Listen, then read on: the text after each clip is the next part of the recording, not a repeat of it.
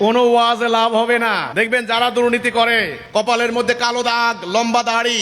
আপনি জিজ্ঞাসা করেন আপনি হজ করছেন কয়বার, বলছে আলহামদুলিল্লাহ আমি 10 বার হজ করে ফেলছি। মসজিদ দিছে 2টা, মাদ্রাসা চালায় 4টা। বড় দুর্নীতিবাজ। কারণ তাদের দুর্নীতির ব্যাপারে কেউ কোনো কথা বলে না। দুর্নীতি করে করে টাকা কামিয়েছে। এই টাকা দিয়ে নমিনেশন কিনে, এই টাকা দিয়ে জননেতা হয়, এই টাকা দিয়ে মসজিদ বানায়, এই টাকা দিয়ে মাদ্রাসা বানায়। কাজেই টাকা দিয়ে তিনি সব কিনে ফেলছেন। আউযু বিল্লাহি মিনাশ শাইতানির রাজিম। বিসমিল্লাহির রহমানির রহিম। সম্মানিত ভাই ও বোনেরা, আজকে আপনারা দেখতে পাচ্ছেন আমাদের বিরুদ্ধে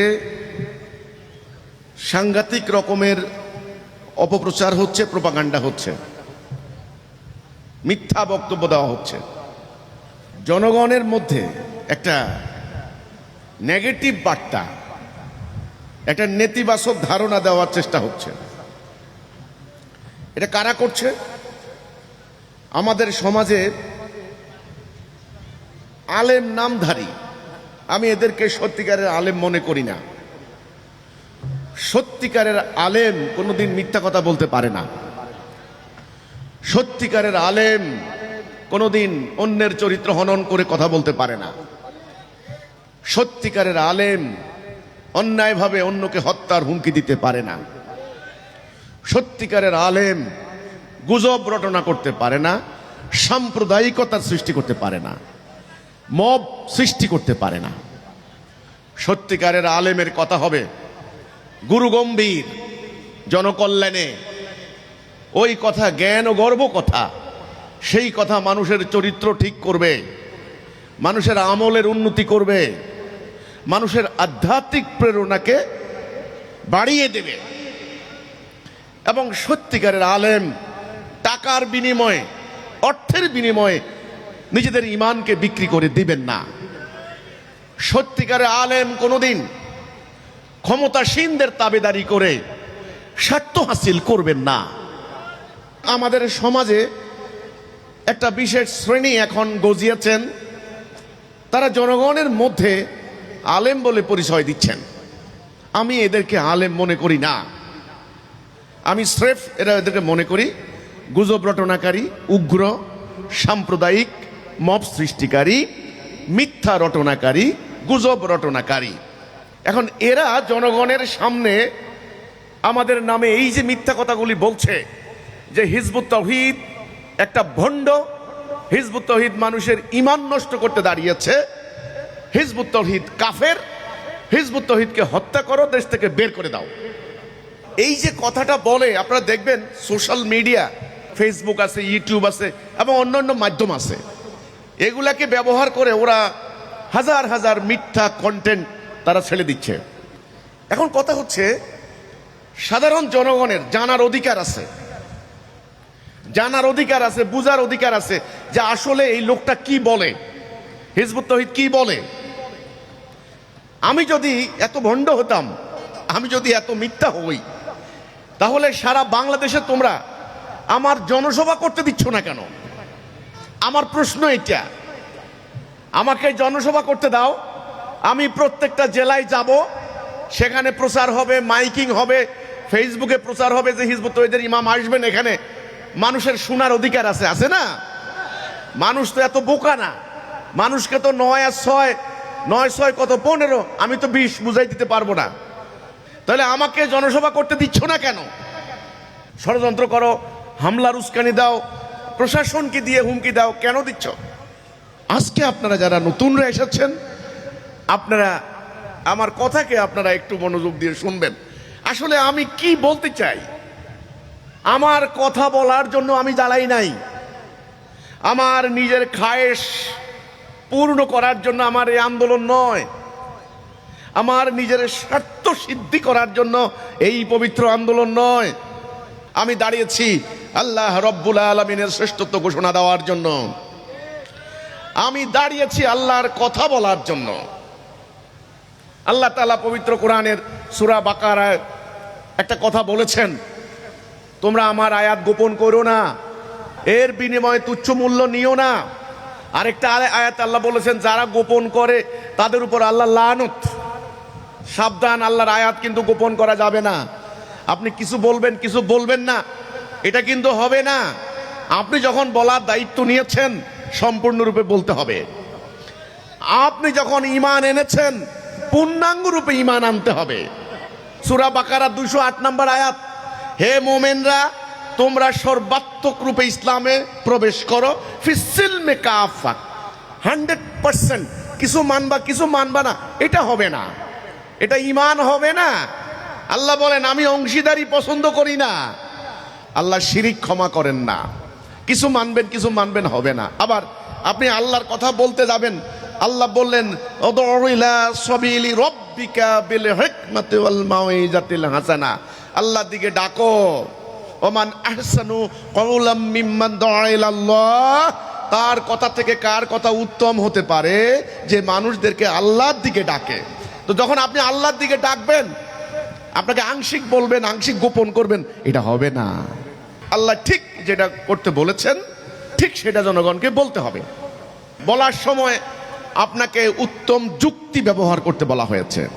হিকমা, হিকমা মানে প্রজ্ঞা, নলেজ, উইজডম, উত্তম যুক্তি, রেফারেন্স, সুন্দর করে কথা উপস্থাপন করা। মাওইজাতুল হাসানা, হাসান মানে সুন্দর, এখানে মাওইজ মানে ওয়াজ, ওয়াজ বক্তব্য, উপদেশ। তাহলে আল্লাহর কথা বলতে গিয়ে উগ্রতা হবে না, আল্লাহর কথা বলতে গিয়ে মিথ্যা হবে না, আল্লাহর কথা বলতে গিয়ে নিজের নফসের পূজা করা হবে না, আল্লাহর কথা বলতে গিয়ে টাকার কোনো অর্থের কোনো লেনদেন করা হবে না। আমার কথা হলো যেটা সত্য সেটা বলতে হবে। সেটা কি? আপনারা যারা নতুনরা যোগদান করেছেন, নতুনরা এই আন্দোলনে এসেছেন, আমি আপনাদেরকে সর্বপ্রথম যে কথাটা বলবো, সঠিক সম্যক ধারণা না থাকলে আপনি আন্দোলন করবেন না। আন্দোলনে কোনো ফল আপনাকে দিতে পারবে না, আপনিও পাবেন না। দেখেন সূরা বনে ইসরাইল 17 নম্বর সূরা 36 নম্বর আয়াত, আল্লাহ বলেছেন যেই সম্পর্কে তোমার কোনো জ্ঞান নাই তুমি এর অনুসরণ করো না। আগে জানো, তোমাকে দৃষ্টি দেওয়া হয়েছে, তোমাকে কান দেওয়া হয়েছে, তোমাকে হৃদয়ে দেওয়া হয়েছে, দেখো, শোনো এবং উপলব্ধি করো। সূরা জুমারের 18 নম্বর আয়াতে বলেছেন আল্লাহ যে তুমি মনোযোগ দিয়ে কথা শোনো, এর মধ্যে যেটা উত্তম সেটা গ্রহণ করো। কাজে মনোযোগ দিয়ে কথা শুনতে বলা হয়েছে। সর্বপ্রথম যে আয়াতটা নাজেল হয়েছে হেরা গুহায়, ইকরা বিইসমি রাব্বিকাল্লাযী খালাক, পড়ুন আপনার প্রভুর নামে, পড়ুন, দেখুন, শুনুন, গবেষণা করুন, হৃদয় দিয়ে উপলব্ধি করুন, তারপরে চিন্তা ভাবনা করে আপনি সিদ্ধান্ত নেবেন। আল্লাহ কিন্তু অনর্থক মানে আপনার এই অন্ধের মতো বিশ্বাস করতে কিন্তু আল্লাহ বলেন নাই। আজকে আপনার দায়িত্ব হয়েছে এই নিজেকে পরিবর্তন করার, এই সমাজটাকে বাসযোগ্য করার, এই দুনিয়াকে বাসযোগ্য করতে হবে। আপনি কি জানেন বর্তমানের এই বাংলাদেশ, দুনিয়া, সারা দুনিয়া আজকে বাসের অযোগ্য হয়ে পড়েছে। আপনার বসবাসের জায়গা দুনিয়া এবং আখেরাত আপনি নির্মাণ করবেন, আপনি ঠিক করবেন। পরকালে আপনি কি জান্নাতে যাবেন না জাহান্নামে যাবেন সেটা নির্ভর করবে আপনার এই দুনিয়ার উপরে। আর দুনিয়া মাজরাতুল আখেরা, দুনিয়া হলো আখেরাতের শস্য ক্ষেত্র। কাজেই ওখানে আপনি কি জান্নাতে যাবেন নাকি জাহান্নাম যাবেন সেটা নির্ভর করবে এই দুনিয়ায় আপনার কর্মের উপরে, আপনার নিয়তের উপরে, আপনার ইমানের উপরে, আপনার আমলের উপরে। কাজেই পরকাল নির্মাণ করবেন আপনি, ইহকাল নির্মাণ করবেন আপনি, সমাজকে বাসযোগ্য করবেন আপনি, পরিবারকে শান্তিপূর্ণ করবেন আপনি। কারণ আমি বলতে চাই আজকে দুনিয়া দুর্বলের উপর সবলের অত্যাচার, দরিদ্র মানুষের উপর ধনীর শোষণ, লুণ্ঠন, সরল মানুষের উপরে ধূর্ত মানুষের প্রতারণা, আজকে সত্যবাদী মানুষের উপরে মিথ্যাবাদীদের ছলনা, আজকে সমগ্র দুনিয়া নরককুণ্ডে পরিণত হয়েছে। এই সমাজ বসবাসের অযোগ্য হয়ে গিয়েছে। এখন এই সমাজকে আপনি বাসযোগ্য করবেন না। আপনার ঘরে যদি ময়লা পড়ে, ময়লা পরিষ্কার করে ঘরটাকে বাসযোগ্য আপনি করেন না। ধরেন আপনি রাত্রে ঘুমাতে যাবেন, সন্ধ্যাবেলায় ঘরে ঢুকছেন, ঢুকার পর দেখেন প্রচণ্ড দুর্গন্ধ। কোথা থেকে গন্ধটা আসে? আপনি খাটের নিচে দেখেন, ওখানে দেখেন, এখানে দেখেন, কিছু মরে পড়ে আছে কিনা, পচে গলে রইল কিনা। তার মানে আপনি ঘরটাকে বাসযোগ্য করেন না। তো এই সমাজটা কার সমাজ? আপনার সমাজ। এই পৃথিবীটা কার পৃথিবী? আপনারই পৃথিবী। আর এই মানব জাতি, হিন্দু হোক, বৌদ্ধ হোক, খ্রিস্টান হোক, মানুষ হোক, এই মানব জাতি আপনারই জাতি, আপনারই পিতামাতা আদম হাওয়ার সন্তান। কাজেই এই দুনিয়াকে আপনি বাসযোগ্য করবেন না। এই দুনিয়াকে যারা শান্তিপূর্ণ করবে তাদের জন্য পরকালে জান্নাত, আর এই দুনিয়াকে যারা শান্তিপূর্ণ করবে না তাদের জন্য জান্নাত নাই। আর একটা কথা বলে রাখি, আজকে ধর্মের লক্ষ্য কি, ধর্মের উদ্দেশ্য কি, এটা কিন্তু আজকে বুঝবেন। আমার সামনে ধরেন এই একটা মোবাইল ফোন আছে, এটার লক্ষ্য কি বলেন তো দেখি? কথা বলা, তাই না? এই যে একটা ফ্যান আছে আমাদের সামনে, এটার লক্ষ্যটা কি? বাতাস দেওয়া।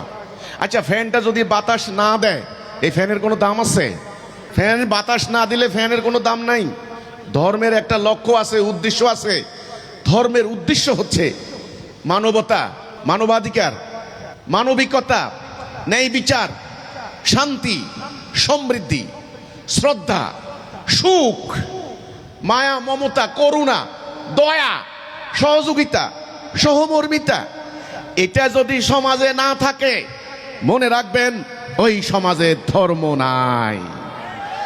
যেটা আছে সেটা ধর্মের নামে খোলস। আচ্ছা ধরেন এই যে এই বাক্সটা, এই বাক্সটার ভিতরে এই যে এই টিস্যুগুলো রাখার জন্য বানানো হয়েছে। এখন ধরেন এই বাক্সের মধ্যে একটা টিস্যু নাই, একটাও নাই। এবং টিস্যুগুলোর উদ্দেশ্য হচ্ছে এটা বের করে আপনি ঘাম মুছবেন, এটা হলো উদ্দেশ্য। এখন একটাও টিস্যু নাই, তাইলে এই বাক্সটা কি খোলস না? ধর্মের যে উদ্দেশ্য, সেই উদ্দেশ্যটা কি আজকে আছে? আপনি ভারতের দিকে তাকান, ভারতে 150 কোটি হিন্দু পূজা করে, প্রার্থনা করে। হিন্দু অন্যান্য জাতিও আছে, আমার পরিসংখ্যানে আমি এমনি বাইদাবাই বললাম 150 কোটি, হয় ধরেন 100 কোটি হিন্দু আছে ওখানে। তারা তিলক চন্দন লাগায়, তারা ওই যে মন্দিরে যায়, তারা আপনার হলো ওই যে পুরোহিতদেরকে দুধ কলা খাওয়ায়, মানে গীতা পাঠ করে, ঘন্টা বাজায়, নানান ধরনের পূজা প্রার্থনা করে ভারতে। মানুষে মনে করে খুব ধর্ম পালন হচ্ছে, কিন্তু ধর্মটা কি? ধর্ম কাকে বলে? ধর্ম কোরআনে কিন্তু এই শব্দটা নেই। কোরআনে আছে দ্বীনুল হক। হক মানে সত্য, সত্য জীবন ব্যবস্থা। তাহলে এই মহাভারতে এই যে হিন্দুরা এই যে পূজা করছেন, প্রার্থনা করছেন, সেখানে গিয়ে দেখেন শান্তি, ন্যায় বিচার, সুবিচার, মানবতা, মানবাধিকার আছে। আমি ভারতের কথা শুধু উদাহরণ দিয়ে বলছি। ইউরোপে যান, খ্রিস্টানরা দেখবেন গির্জায় যাচ্ছেন, প্রিস্ট, পুরোহিত, ধর্মগুরুদেরকে শ্রদ্ধা করছেন, বাইবেল পাঠ করছেন, কিন্তু শান্তি নাই। গত দুইটা বিশ্বযুদ্ধের পর এই পর্যন্ত 4.5 কোটি মানুষ খুন হয়েছে, মানবাধিকার লঙ্ঘিত হয়েছে। আপনার মিয়ানমারে যান, বৌদ্ধ, সেখানে 40,000 বর্গ মাইলের মুসলমানদেরকে তাড়িয়ে দিয়ে সেখানে 30 লক্ষ মুসলমান আজকে উদ্বাস্তু। সেখানে কিন্তু বৌদ্ধরা কি করছে যে দেখেন, সেখানে ওই তিলক চন্দন লাগিয়ে গেরুয়া বসন পরে আপনার প্যাগোডা যাচ্ছে, বৌদ্ধং শরণং গচ্ছামি, সংঘং শরণং গচ্ছামি, মানে মন্ত্র পাঠ করছে, সবাই স্মরণ করছেন আর মানে প্রার্থনা করছেন। দেখেন মানুষ মনে করে খুব ধর্ম হচ্ছে। এবার আসেন আমাদের মুসলমানদের সমাজে, মসজিদে যাচ্ছেন, মাদ্রাসায় যাচ্ছেন, লক্ষ লক্ষ আলেম ওলামা নামাজ পড়ছেন, দাড়ি আছে, টুপি আছে, পাগড়ি আছে, আজান হচ্ছে, প্রতি বছর বছর ওয়াজ মাহফিল হচ্ছে, কিন্তু শান্তি সুখ আছে? চুরি, ডাকাতি, খুন, রাহাজানি, হত্যা, ধর্ষণ, বলৎকার, অফিসে যান ঘুষ, পুরা রাষ্ট্র সুদের জ্বালায় আক্রান্ত, মানুষের পাড়ায় পাড়ায় কিশোর গ্যাং, মানুষ অশান্তির আগুনে জ্বলে পুড়ে ছারখার হয়ে যাচ্ছে। মানুষ এক বান্ডেল টাকা রাখতে পারে না পকেটে, রাখতে পারে না ব্যাংকে, রাখতে পারে না ঘরে, রাখতে পারে না মানি ব্যাগে। বাসে উঠে সেখান থেকে কেটে নিয়ে যায়। বাসে উঠে কি একটা অজ্ঞান পার্টি বাইরে এসে খাওয়াই অজ্ঞান করে তারা সব নিয়ে যাচ্ছে। তারপরে ডাইনে চোর, বামে চোর, সামনে চোর, পিছনে চোর। ধর্মের যে উদ্দেশ্য ওটা কি আছে? নাই, খোলস। এখন ধর্মের এই উদ্দেশ্য কিভাবে বাস্তবায়ন হবে? আবার বলি, এই যে ফ্যান, ডানা আছে, কয়েল আছে, সব আছে, স্ট্যান্ড আছে, সব আছে, কারেন্ট নাই, বিদ্যুৎ নাই। আপনার দেহের মধ্যে আপনার হলো হাত আছে, পা আছে, চোখ আছে, মাথা আছে, প্রাণ নাই। আপনাকে কেউ মাটির উপরে রাখবে? আপনাকে মাটি চাপা দিবে না? কেন মাটি চাপা দিবে? কেন? কারণ এই প্রাণহীন দেহ দুর্গন্ধ ছড়াবে। এই জন্য তাড়াতাড়ি করে এটাকে মাটি চাপা দেওয়া হচ্ছে। একটা গাড়ি চাকা আছে, স্যাসিস আছে, বডি আছে, একটা গাড়ির সিট আছে, কিন্তু গাড়ির ইঞ্জিন নাই। ইঞ্জিন না থাকলে কি হয় জানেন? গাড়িটার যে উদ্দেশ্য আপনাকে গন্তব্যে নেওয়া, সেই উদ্দেশ্য গাড়ি দিয়ে আর হয় না। ওই গাড়ি গ্যারেজে ফেলে রাখা হয়, ওই গাড়ি আস্তে আস্তে নষ্ট হয়ে যায়, শেষ। ইসলামের একটা উদ্দেশ্য আছে, আপনার জীবনের একটা উদ্দেশ্য আছে, এই পবিত্র কোরআনের একটা উদ্দেশ্য আছে, নবী করিম সাল্লাল্লাহু আলাইহি সাল্লামের আগমনের একটা উদ্দেশ্য আছে। সেই উদ্দেশ্যটা জানাই হলো আপনার প্রথম জ্ঞান, প্রথম এলেম, প্রথম নলেজ। যারা এই জ্ঞান হাসিল করবেন তারাই হলেন আসল জ্ঞানী, এরাই হলেন আলেম। তাহলে আবার বলি, ধর্মের উদ্দেশ্য কি? শান্তি, সুবিচার, ন্যায় বিচার। ইসলামের উদ্দেশ্য কি? শান্তি, সুবিচার, ন্যায় বিচার, মানবতা, মানবাধিকার, সুখ। মানুষ দরজা খুলে ঘুমাবে, মানুষে মানুষে হানাহানি মারামারি হবে না, জাতিতে জাতিতে দ্বন্দ্ব হবে না, সীমান্তে সীমান্তে কামড়া কামড়ি হবে না। এটার নাম হলো ইসলাম। এটা কি এখন আছে? দাড়ি আছে, টুপি আছে, পাগড়ি আছে, পায়জামা আছে, মসজিদ আছে, মাদ্রাসা আছে, সব আছে না? তাইলে ওই শান্তিটা নাই কেন? ঈমান নাই। একটা ফ্যানের কয়েল আছে, ডানা আছে, বাটি আছে, সব আছে, কারেন্ট নাই। কারেন্ট না থাকার কারণে ফ্যানের যে উদ্দেশ্য বাতাস, ওটা দিচ্ছে না। তাহলে আমাদের ইসলামের মসজিদ আছে, মাদ্রাসা আছে, আলেম ওলামা আছে, ঘরে ঘরে কোরআন শরীফ আছে, হাদিস আছে, মাহফিল হয়, তাসবিহ তাহলিল হয়, কি নাই? ঈমান নাই। ঈমান না থাকার কারণে ইসলামের যে লক্ষ্য, ইসলামের যে উদ্দেশ্য, ওটা হাসিল হচ্ছে না। এখন কেমনে ঈমান নাই? ইসলামটা শুরু কি দিয়া? নামাজ দিয়া না ঈমান দিয়া? নবী করিম সাল্লাল্লাহু আলাইহি সাল্লাম তিনি যখন মানুষদেরকে দাওয়াত দেওয়া শুরু করলেন, তিনি কি নামাজ দিয়ে শুরু করছেন না ঈমান দিয়ে শুরু করছেন? তিনি কি মানুষদেরকে নামাজের দিকে ডাক দিছেন না ঈমানের দিকে ডাক দিছেন? ঈমানের দিকে ডাক দিছেন। তিনি আগে বলছেন তোমরা ঈমান আনো। ওনার নবুয়তি জীবন 23 বছরের মধ্যে 13 বছর তিনি শুধু ঈমান, খালি ঈমান, খালি ঈমান, ঈমান আনো। এজন্য একটা হাদিস আছে, মান ক্বালা লা ইলাহা ইল্লাল্লাহ ফাদাখালাল জান্নাহ। যে বলল লা ইলাহা ইল্লাল্লাহ সে জান্নাত যাবে। তাহলে জান্নাতে যাওয়ার চাবি হচ্ছে ঈমান, লা ইলাহা ইল্লাল্লাহ মুহাম্মাদুর রাসূলুল্লাহ। এটা হলো ঈমান। এটা আগে, নামাজ পরে। 1 নম্বরে ঈমান, 1 নম্বরে নামাজ না। আবার আমার কথার টুইস্ট করে আপনার সমালোচনা করা হয়, বলে এই লোকটা বলে নামাজ রোজার দরকার নাই। নাউযুবিল্লাহি মিন যালিক। আমি কি কথা বলেছি নামাজ রোজার দরকার নাই? আমি বলেছি আগে ঈমান। যার ঈমান নাই তার নামাজ রোজার কোনো মূল্য নাই, তার নামাজ রোজা রেখেও কোনো লাভ নাই। আল্লাহ নবী বলেছেন, আমার কথা না, আমি কিন্তু শুরুতেই বলেছি আমার কথা বলার জন্য আমি দাঁড়াই নাই। 1 নাম্বার নবী বলছেন একটা সময় আসবে ইসলাম শুধু নাম থাকবে, আসল ইসলাম থাকবে না। একজন লোক আমাদের এলাকায় একজন আছে, রিক্সা চালায়, বুঝছেন তো? আমারে বললো যে এই আমার ছোট ভাই ওরে বললো, অফিসে বললো কি এই এমপি রে ডাক। আমি কি আল্লাহ এমপি রে ডাকবো মানে এমপি কোথায়? কয় যা হাসতেছে, কয় যা আরে ওখানে একটা লোক আছে ওরে বলে এমপি, লোকেরা বলে। তো গ্রামের মধ্যে এরকম ডাকে, কিন্তু ভ্যান চালায়, রিক্সা চালায়, কেমনে কেমনে তারে বলে এমপি। এই এমপি এদিকে আয়, এই চেয়ারম্যান এদিকে আয়। তো আপনি ওটা কি আসল এমপি? নামের এমপি। ওটাকে পার্লামেন্টে ঢুকতে পারবে? ঢুকতে পারবে না। আমাদের অবস্থা সেইটা খুব খেয়াল করেন। রাসূল বলছেন ইসলাম শুধু নাম থাকবে, খেয়াল করেন। 2 নাম্বার, কোরআন শুধু অক্ষর থাকবে। রাসূল কিন্তু বলেন না যে কোরআন থাকবে না, কোরআন গায়েব হয়ে যাবে, কোথাও তোমরা কোরআন শরীফ খুঁজে পাইবে না। No no no no no no. রাসূল বলছেন কোরআন শুধু অক্ষর থাকবে। অক্ষর আছে না? অক্ষর মুখস্থ করা হচ্ছে না, অক্ষর তাফসীর করা হচ্ছে না, টাকা কামাই করে খাওয়া হচ্ছে না, কিন্তু অক্ষরের প্রয়োগ আছে, অক্ষরের বাস্তবায়ন কি আছে? কোরআন মোতাবেক এই সমাজ কি চলে? মসজিদগুলি হবে লোকে লোকারণ্য, সেখানে হেদায়া থাকবে না। রাসূল বলেন নাই যে মসজিদ থাকবে না, কোনো মসজিদ পাইবে না কোথাও। না না না না, এত মসজিদ, আলিশান মসজিদ, এসি মসজিদ, টাইলসের মসজিদ, মসজিদ আছে কিন্তু, বাট সেখানে কি নাই? হেদায়া নাই। ওরে বাপরে বাপ, হেদায়া মারাত্মক জিনিস ভাই। আপনি বলেন, আমি বলি আপনার হাত আছে, পা আছে, চোখ আছে, কান আছে, প্রাণ নাই, এ থাকা হইল? ঠিক তেমনি মসজিদ আছে, মসজিদের মিম্বর আছে, মিনার আছে, টাইলসের মসজিদ, সেই মসজিদের মুসল্লিদের হেদায়া নাই।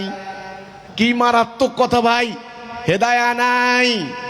এই কথাটা আজকে হিজবুত তাওহীদ বলার জন্য দাঁড়িয়েছে আল্লাহর পক্ষ থেকে। এরপরে শেষ পয়েন্ট এই হাদিসের, আল্লাহ রাসূল বলছেন আসমানের নিচে নিকৃষ্ট হবে তাদের আলেম সমাজ, তারা ফিতনা সৃষ্টি করবে, সেই ফিতনা তাদের দিকেই ধাবিত হবে। ফিতনা কথাটা ভয়ঙ্কর।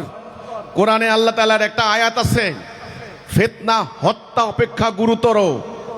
আরেকটা আয়াতে আল্লাহ মুমিনদেরকে নির্দেশ দিয়েছেন ফিতনা নির্মূল করার জন্য কিতাল করো, যুদ্ধ করো। এই ফিতনা সৃষ্টি করবে আলেম সমাজ। খুব খেলাখেলি কথা না ভাই? আমার কথা না, দয়া করে আমার কথা নিবেন না। এই আলেমদের সাথে আমার কোনো দ্বন্দ্ব নাই, শত্রুতা নাই, কোনো বিদ্বেষ নাই, তাদের সাথে আমার কোনো পারিবারিক কোনো বৈবাহিক সম্পর্ক নাই, আমি কোনো লেনদেনও করি না। কিন্তু তাহলে কেন, ব্যাপারটা কেন তারা আমার বিরুদ্ধে এরকম উঠে পড়ে লাগছেন কেন? এই কোরআন হাদিসের এই কথাগুলি বলতে গেলে যদি তারা আমার উপর তেড়ে আসেন, তা আমি দুঃখিত। আমি তো আল্লাহর কথা বলছি, রাসূলের কথা বলছি। তখন আর একটা হাদিস, রাসূল বলছেন ওই সময় মানুষ তাহাজ্জুদ পড়বে, ঘুম নষ্ট করা হবে, রোজা রাখবে, না খেয়ে থাকা হবে। খুব খেয়াল করেন কিন্তু, তাহাজ্জুদ নামাজ কি সবাই পড়ে? সবাই পড়ে না। তাহাজ্জুদ নামাজ কারা পড়ে? একেবারে মুকাম্মল ঈমান ছাড়া তাহাজ্জুদ নামাজ পড়ে না, সে তাহাজ্জুদ নামাজ হবে না। কি সাংঘাতিক ব্যাপার! তাইলে পাঞ্জেগানা নামাজের কি অবস্থা হয় এখন দেখেন। রোজা রাখবে, সেটা হবে উপবাস, রোজা হবে না। ওই সময় সমগ্র জাতি তোমাদেরকে হত্যা করবে। সাহাবীরা বললেন যে ইয়া রাসূলুল্লাহ, আমরা কি সংখ্যায় এত কমে যাব? বলছে না না, তোমরা সংখ্যায় হবে অগণিত, কিন্তু হলে কি হবে? ভেসে যাওয়া আবর্জনা। আমি কোনো বস্তু কেন আবর্জনা হয় আপনারা বলেন তো দেখি, কেন আবর্জনা হয়? কোন বস্তু যদি তার লক্ষ্য হারিয়ে যায়, উদ্দেশ্য হারিয়ে যায়, এই বস্তু আর বস্তু থাকে না, এটা অপ্রয়োজনীয় আবর্জনা। এই যে আমার সামনে এই যে মনিটর, সাউন্ড বাক্স, আপনি বলেন তো এগুলা কি জন্য? শব্দ বড় করার জন্য। আচ্ছা, এটা যদি শব্দই বড় না করে, এটা কি হয়ে যাবে?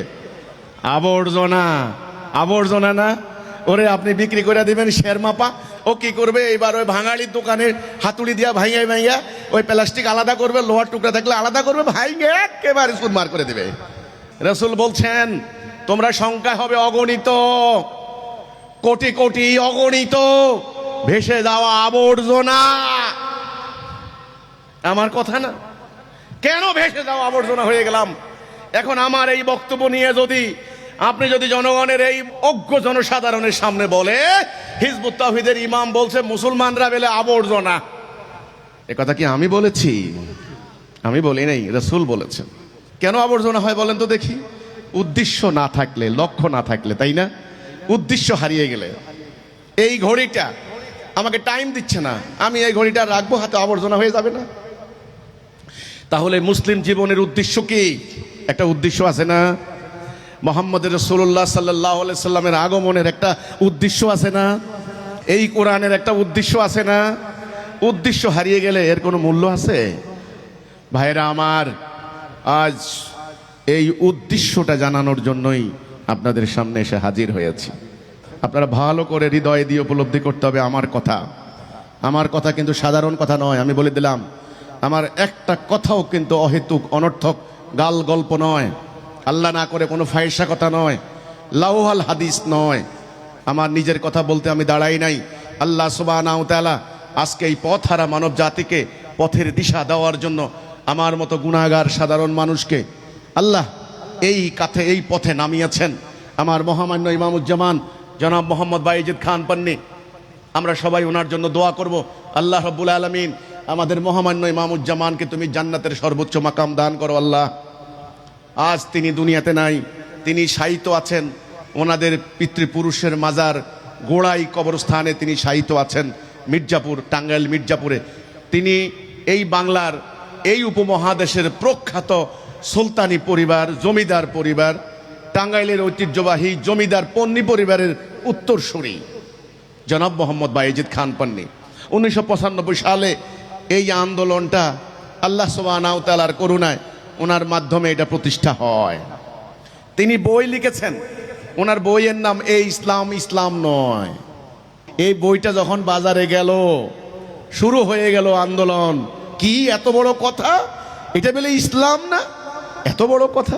400 পৃষ্ঠার বই, পাতায় পাতায় চ্যাপ্টারে চ্যাপ্টারে তিনি উল্লেখ করেছেন কিভাবে একদা লৌহ কঠিন ঐক্যবদ্ধ জাতি দুর্বল হতে হতে টুকরা টুকরা হয়ে গেছে, কিভাবে দুনিয়ার সেরা জাতি আজকে গোলাম জাতি হয়েছে, কিভাবে শাসক জাতি আজকে পরাজিত হয়েছে, কিভাবে জ্ঞানে বিজ্ঞানে শিক্ষিত জাতি আজকে দুনিয়ার অজ্ঞ মূর্খ জাহেল জাতিতে পরিণত হয়েছে। সে বইয়ের পাতায় পাতায় তিনি উল্লেখ করেছেন। সেই ঐতিহাসিক বই যদি আপনাদের হাতে কখনো পড়ে, আপনারা পড়ে দেখবেন। উদ্দেশ্য সম্পর্কে জানার নাম আকীদা। আকীদা ভুল হলে ঈমান ভুল হবে, ঈমান ভুল হলে আমল ভুল হবে, আমলের কোনো মূল্য থাকবে না। আজকে আমল হচ্ছে কিন্তু আকীদা নাই। তাহলে ইসলামের শুরু কি দিয়ে? নামাজ দিয়ে না ঈমান দিয়ে? ঈমানের কথা হচ্ছে লা ইলাহা ইল্লাল্লাহ মুহাম্মাদুর রাসূলুল্লাহ, অর্থাৎ আল্লাহর হুকুম ছাড়া আমি কারো হুকুম বিধান মানি না। লা মানে কি? মানি না, অস্বীকার করলাম। ইলাহ, ইলাহ মানে হলো হুকুমদাতা, বিধানদাতা, আইনদাতা, সার্বভৌমত্বের মালিক। ইল্লাল্লাহ, আল্লাহ ব্যতীত, আল্লাহ ছাড়া অন্য কারো হুকুম বিধান আইন মানি না। এই হুকুম কার হুকুম? এই বিধান কার বিধান? এই বিধান মানলে কার আনুগত্য করা হবে? আল্লাহর আনুগত্য করা হবে। অর্থাৎ আমি আল্লাহর এই হুকুম ছাড়া, আল্লাহর এই বিধান ছাড়া, আল্লাহর এই আনুগত্য ছাড়া আমি আর কারো হুকুম বিধান মানি না। এটা হলো ঈমান। এটা হলো বান্দার সাথে আল্লাহর একটা চুক্তি, আল্লাহর একটা কন্ট্রাক্ট। আল্লাহর সাথে চুক্তি কেন করবেন? আচ্ছা, আপনাকে কে সৃষ্টি করেছে? আল্লাহ। আপনি পরকালে আবার কার কাছে যাবেন? আল্লাহর কাছে যাবেন। ওকে, তাহলে এই দুনিয়াতে আপনার জীবন পরিচালিত করার জন্য কার হুকুম মানতে হবে? আল্লাহর হুকুম। এই যুক্তির বাহিরে কোনো যুক্তি আছে? যিনি আপনাকে সৃষ্টি করেছেন তার হুকুম মানা ছাড়া আপনার অন্য কোনো হুকুম মানা কি ন্যায়সঙ্গত? আপনি বলেন তো দেখি, একটা গাড়ি যে কোম্পানি বানায় সেই কোম্পানি ভালো জানে এই গাড়িটা কিভাবে মেনটেনেন্স করলে ভালো থাকবে, তাই না? তখন গাড়ির সাথে একটা মেনটেনেন্স বই, একটা বুক দিয়ে দেয়। এত নাম্বার গ্রিজ লাগাইতে হবে, এত নাম্বার তেল লাগাইতে হবে, এত নাম্বার চাকা লাগাইতে হবে, ব্যাপারটা বলে না? এত মাইল চলার পরে মোবিল পাল্টাইতে হবে, বলে না এগুলা? তাহলে মেনটেনেন্স বুক, এই যে ঘড়ি কোম্পানি, ঘড়ির সাথে একটা মেনটেনেন্স বুক দিয়ে দিচ্ছে। আপনারা যারা মোবাইল কিনেন, মোবাইলের সাথে দেখবেন বাক্সের ভিতরে একটা মেনটেনেন্স বুক আছে, কিন্তু ওই বইয়ের মধ্যে লেখা আছে কত ডিগ্রি তাপমাত্রা রাখতে পারবেন, কত ওয়াটের ব্যাটারি ব্যবহার করতে পারবেন, এই সমস্ত কিছু লেখা আছে ওখানে। এখন আপনি যদি অ্যাকর্ডিং টু মেনটেনেন্স বুক যদি ওইটা মেনটেন না করেন, মেনটেনেন্স না করেন, তাহলে এটা নষ্ট হয়ে যাবে। মানুষ নামক এই জীব, এই প্রাণী, এই সত্তা কে সৃষ্টি করেছেন? আল্লাহ। এখন এই মানুষ কিভাবে তার দেহ ভালো থাকবে, কিভাবে তার আত্মা ভালো থাকবে, কিভাবে তার সমাজ ভালো থাকবে, কিভাবে তার দুনিয়া ভালো থাকবে, তার একটা মেনটেনেন্স বুক, একটা গাইড বই, একটা নির্দেশনা পুস্তক আল্লাহ দিয়েছেন, দেন নাই? এখন আমরা যদি আল্লাহর দেওয়া, সৃষ্টিকর্তার দেওয়া, স্রষ্টার দেওয়া, যিনি আমাদেরকে সৃষ্টি করেছেন তার দেওয়া গাইড মোতাবেক আমাদের সমাজ না চালাই, শান্তি হবে? হবে না। এই জন্য গাইড বই, এই জন্য এটার নাম হেদায়াহ, হুদাল্লিল মুত্তাকিন, মুত্তাকিদের জন্য হেদায়াহ। তাহলে এখন বলেন, আমাদেরকে সৃষ্টি করেছেন কে? তাহলে আমরা দুনিয়াতে কার হুকুম মানবো? আল্লাহুল খালক আল আমর, যিনি সৃষ্টি করেছেন তিনি হুকুম দিবেন। এটা ন্যায়সঙ্গত নয় কি? আল্লাহ আমার জন্য নামাজ ফরজ করেছেন। নামাজ নামাজ শব্দটা কিন্তু ভাই ফার্সি ভাষা, আপনারা চেষ্টা করবেন কোরআনের শব্দ ব্যবহার করতে। সলা, আমরা আজানের সময় বলি না হাইয়া আলা সলা, এ সলা। আমার জন্য নামাজ যেমন ফরজ, আল্লাহর এই আইনে আদালতে বিচার করা ফরজ না? চোরের কি শাস্তি আছে আল্লাহ বলেন নাই? ডাকাতের কি শাস্তি আছে আল্লাহ কি বলেন নাই? ব্যভিচার করলে কি শাস্তি আল্লাহ কি বলেন নাই? আচ্ছা, ফিতনা ফাসাদ করলে কি শাস্তি আল্লাহ কি বলেন নাই? বলেছেন। তাহলে নামাজ পড়া যদি আমার জন্য ফরজ হয়, আদালতে আল্লাহর আইনে বিচার করাও তো ফরজ, ফরজ না? আচ্ছা, শুয়োর খাওয়া হারাম, সুদ তো হারাম নাকি? শুয়োর হারাম, আমরা শুয়োর খাই? খাই না, কিন্তু সুদ আমাদের রাষ্ট্র চলে সুদ। এবারে বোধহয় 16% কি 18% বোধহয় সুদ। বাংলাদেশ সরকার 1,28,000 কোটি টাকা দিতে হবে বিদেশিকে সুদ। রোজা ফরজ না? কুতিবা আলাইকুমুস সিয়াম, কে বলছেন এটা? আল্লাহ। কুতিবা আলাইকুমুল কিতাল, ওটা কে বলছেন? আল্লাহ। তোমাদের জন্য যুদ্ধ ফরজ। আন আকিমুদ্দিন, দিন কায়েম করো। আকিমুস সালাহ, সালাহ কায়েম করো। তাহলে নামাজ পড়া ফরজ, দিন কায়েম করাও তো ফরজ নাকি? আমরা মুসলমানরা কি করলাম? এই ফরজটা বাদ দিয়েছি। আমরা আন্দোলন করে, সংগ্রাম করে কি কায়েম করেছি? গণতন্ত্র, সমাজতন্ত্র, রাজতন্ত্র, মানুষের তৈরি তন্ত্রমন্ত্র কায়েম করেছি। আমরা কি আল্লাহর বিধান কায়েম করেছি? এ আমার বোনেরা, বোনেরা, সংসার, সন্তান, স্বামী, শ্বশুর, সমস্ত লালন পালন করতে করতে করতে জীবন শেষ।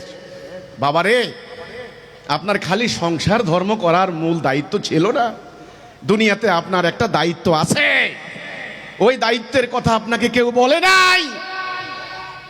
আপনি যে আল্লাহর কাছে যাবেন, সেই আল্লাহ আপনাকে যখন প্রশ্ন করবেন তোমাকে কি জন্য পাঠিয়েছি, আপনি যদি বলেন আমি তো জানি না কি জন্যে, আমার বিয়ে দিছে অমুকের বেটার কাছে, সংসার করছি, বাচ্চা কাচ্চা হইছে, ওরা বড় হইছে, নাতিপুতি হইছে, বুড়ো হইছে, মরি গেছি, আমার দুনিয়ার আবার কি উদ্দেশ্য আমি তো বুঝতে পারি নাই। তখন কি জবাব দিবেন ভাই? আল্লাহর এই কিতাব, আল্লাহর এই বিধানের কিছু মানবেন কিছু মানবেন, এটা কি হতে পারে? এটার নাম কি? শিরিক। যারা শিরিক করে তারা হচ্ছে কি? মুশরিক। আল্লাহ মুশরিকদেরকে মাফ করবেন না, শিরিক ক্ষমা করবেন না। আমি এই জন্য কথাগুলো বারবার রিপিট করছি, খুব সরল, এত তরল ভাবে বুঝাচ্ছি, এত সরল ভাবে। আপনার চামচের মধ্যে দিয়ে বাচ্চাকে যেমন খাওয়ান না আপনারা, আমি সেইভাবে চেষ্টা করছি। এরপরও গিলতে না পারলে আমি কি করব? আর কোন কালে মুসলমান জনগোষ্ঠী এত অজ্ঞ, দিন সম্পর্কে, আকীদা সম্পর্কে, ইসলামের লক্ষ্য সম্পর্কে এত অজ্ঞ কোন কালে ছিল না। এই অজ্ঞ তাদেরকে কে বানিয়েছে? মানুষের তৈরি বিধান। তাহলে শুয়োর খাওয়া হারাম, সুদ খাওয়া কি? দুই হারামের পার্থক্য বুঝছেন কি না? আরে ভাই, কাঠ, কাঠ আছে না কাঠ, এই যে কাঠ, এটাও একটা পদার্থ, লোহাও কিন্তু একটা, দুই পদার্থের পার্থক্য আছে না? আবার হীরাও কিন্তু একটা পদার্থ, পার্থক্য আছে না? শুয়োর হারাম। আল্লাহ কোরআনে বলছেন যদি নিরুপায় হও খাইতে পারো, জুলুম না কইরা। খাওয়ার পারমিশন দিছে। আপনি কোনো জায়গায় গেলে ধরেন কিচ্ছু নাই, খালি শুয়োরের গোশত আছে, আপনার জান বাঁচানোর জন্য খেতে পারেন, কিন্তু সুদ খাওয়ার কোনো সুযোগ দিছেন আল্লাহ? নো, বলছেন আল্লাহ রাসূল জিহাদ ঘোষণা করে। এবার আসেন, দ্বীনের বিনিময়ে নেওয়া, দ্বীনের দাওয়াত দিয়া, মানুষদেরকে কোরআনের বয়ান দিয়া, কোরআনের শিক্ষা দিয়া বা বিনিময় দিয়া আপনার বিনিময় নেওয়া, এটা কি জায়েজ কিনা? হারাম। এই হারামের পার্থক্য দেখেন। বলছেন আগুন খাওয়া, আল্লাহ তার সাথে কথা বলবেন না, তাকে পবিত্র করবেন না। রোজা যেমন ফরজ, আল্লাহর রাস্তায় জিহাদ করা ফরজ। মুসলমান রোজা করে কষ্ট করে রোজার মাসে, কিন্তু জিহাদ বাদ দিয়েছে। কেন বাদ দিয়েছে? জিহাদ করতে কষ্ট লাগে, জান মাল দিতে হয়, মার খাওয়ার আশঙ্কা, সম্পত্তি হারানোর আশঙ্কা। এই জন্য মুসলমান রোজা রাখে, জিহাদ বাদ দিয়েছে। মুসলমান নামাজ পড়ে, আকিমুস সালাহ, সালাহ কায়েম করতে যায়, কিন্তু দিন কায়েম বাদ দিয়েছে। মুসলমান আদালতে বিচার করে ব্রিটিশের আইনে, আল্লাহর আইন বাদ দিয়েছে। সুদ ঘৃণা করে, কিন্তু মুসলমানের রাষ্ট্র চলে সুদের উপরে, সুদ খাচ্ছে। তাহলে আপনি বলেন, মুসলমান কি কোরআনের মধ্যে আছে? এই মুসলমান কি ইমানের মধ্যে আছে? আল্লাহর সঙ্গে যে চুক্তি, কন্ট্রাক্ট ছিল, লা ইলাহা ইল্লাল্লাহ, আল্লাহ তোমার বিধান ছাড়া কারো বিধান আমি মানব না, এই কথার মধ্যে আছে। তাহলে মুসলমান কি ইমানে আছে? ইমানে নাই। তাহলে কি নাই? ইমান নাই। ইমান না থাকলে বাকি আমলের কোনো দাম আছে? এক লেখেন, একের পিঠে একটা শূন্য দেন, কত হইছে? আর একটা শূন্য দেন, কত হইছে? আর একটা শূন্য দেন, কত হইছে? এক না থাকলে শূন্যের কোনো দাম আছে? এখন ইমান আনতে হবে। এই হিজবুত তাওহীদ আন্দোলন অন্য কিছুর জন্য তৈরি হয় নাই, আপনার জায়গা জমি দখল করার জন্য তৈরি হয় নাই। হিজবুত তাওহীদ আন্দোলন আপনার থেকে গরু বকরি নিয়ে পীর মুরিদি করার জন্য তৈরি হয় নাই। হিজবুত তাওহীদ আন্দোলন তৈরি হয়েছে আপনাকে ইমানের দিকে ডাক দেওয়ার জন্য। এই ডাক ইমানের ডাক, তাওহীদের ডাক, জান্নাতের ডাক। এই ডাক ইমানের ডাক, কলেমার ডাক, তাওহীদের ডাক। এবার দ্বিতীয় পর্যায়ে ইমানটা কেন আনবেন, এই উত্তর বোঝার জন্য আমি সংক্ষেপে ঘটনা বলি। আমার আপনার জীবনের উদ্দেশ্য কি? আচ্ছা, আপনি যদি গরুর দিকে তাকান, একটু তাকান না ভাই, একটু দৃষ্টিটা খোলেন না। আধ্যাত্মিক দৃষ্টি, দৃষ্টি কিন্তু দুই প্রকার, একটা হলো বাহ্যিক দৃষ্টি, একটা হচ্ছে আধ্যাত্মিক দৃষ্টি। আমাদের আত্মার দরজা তো বন্ধ হয়ে গেছে। আপনি গরুর দিকে তাকান, আপনি প্রশ্ন করেন, গরু তোকে সৃষ্টি করা হয়েছে কেন? সে কথা বলবে না, কিন্তু আপনার দৃষ্টি সে উত্তর দিয়ে দিবে। ওকে প্রশ্ন করলে সে উত্তর পাবেন, কেন? তুমি দেখো, তোমরা আমাকে জবাই করে গোশত খাও, আমার চামড়া দিয়ে জুতা বানাও, গাভীর দুগ্ধ দিয়ে পুষ্টি অর্জন করো, এই জন্যে তো আমাকে সৃষ্টি করা হয়েছে। আমার গোবর দিয়ে সার বানাও, মানে তোমার কল্যাণের জন্য আমাকে বানানো হয়েছে। আপনি বকরি ছাগলের দিকে তাকান, নিরীহ ছাগল বেচারা সারাদিন টুকটুক করে ঘাস খায়। তাকে প্রশ্ন করেন, তোর সৃষ্টির উদ্দেশ্য কি? সে বলবে, আমাকে জবাই করে তুমি খাইবা, পুষ্ট হইবা। এই সূর্যকে প্রশ্ন করেন, সূর্য তোমার সৃষ্টির উদ্দেশ্য কি? সূর্য বলবে, আমি তাপ দিচ্ছি, সকালে উঠে বিকালে অস্ত যাই, তোমাকে শক্তি দিয়ে যাচ্ছি, তাপ দিয়ে যাচ্ছি। আমি না উঠলে তোমার এই পৃথিবীতে কোনো প্রাণের সৃষ্টি হইতো না। তাহলে আপনি এই সৃষ্টি জগতের গাছপালার দিকে তাকান, আপনার সার্ভিস দিচ্ছে। এই সূর্যের দিকে তাকান, আপনার সার্ভিস দিচ্ছে। মৎস্যকুল, পক্ষীকুল, বাতাস, oxygen, hydrogen, nitrogen, carbon dioxide, যা কিছু আপনি দেখেন সব দেখবেন আপনার সার্ভিস দিয়ে যাচ্ছে। আপনার জীবনের উদ্দেশ্য কি?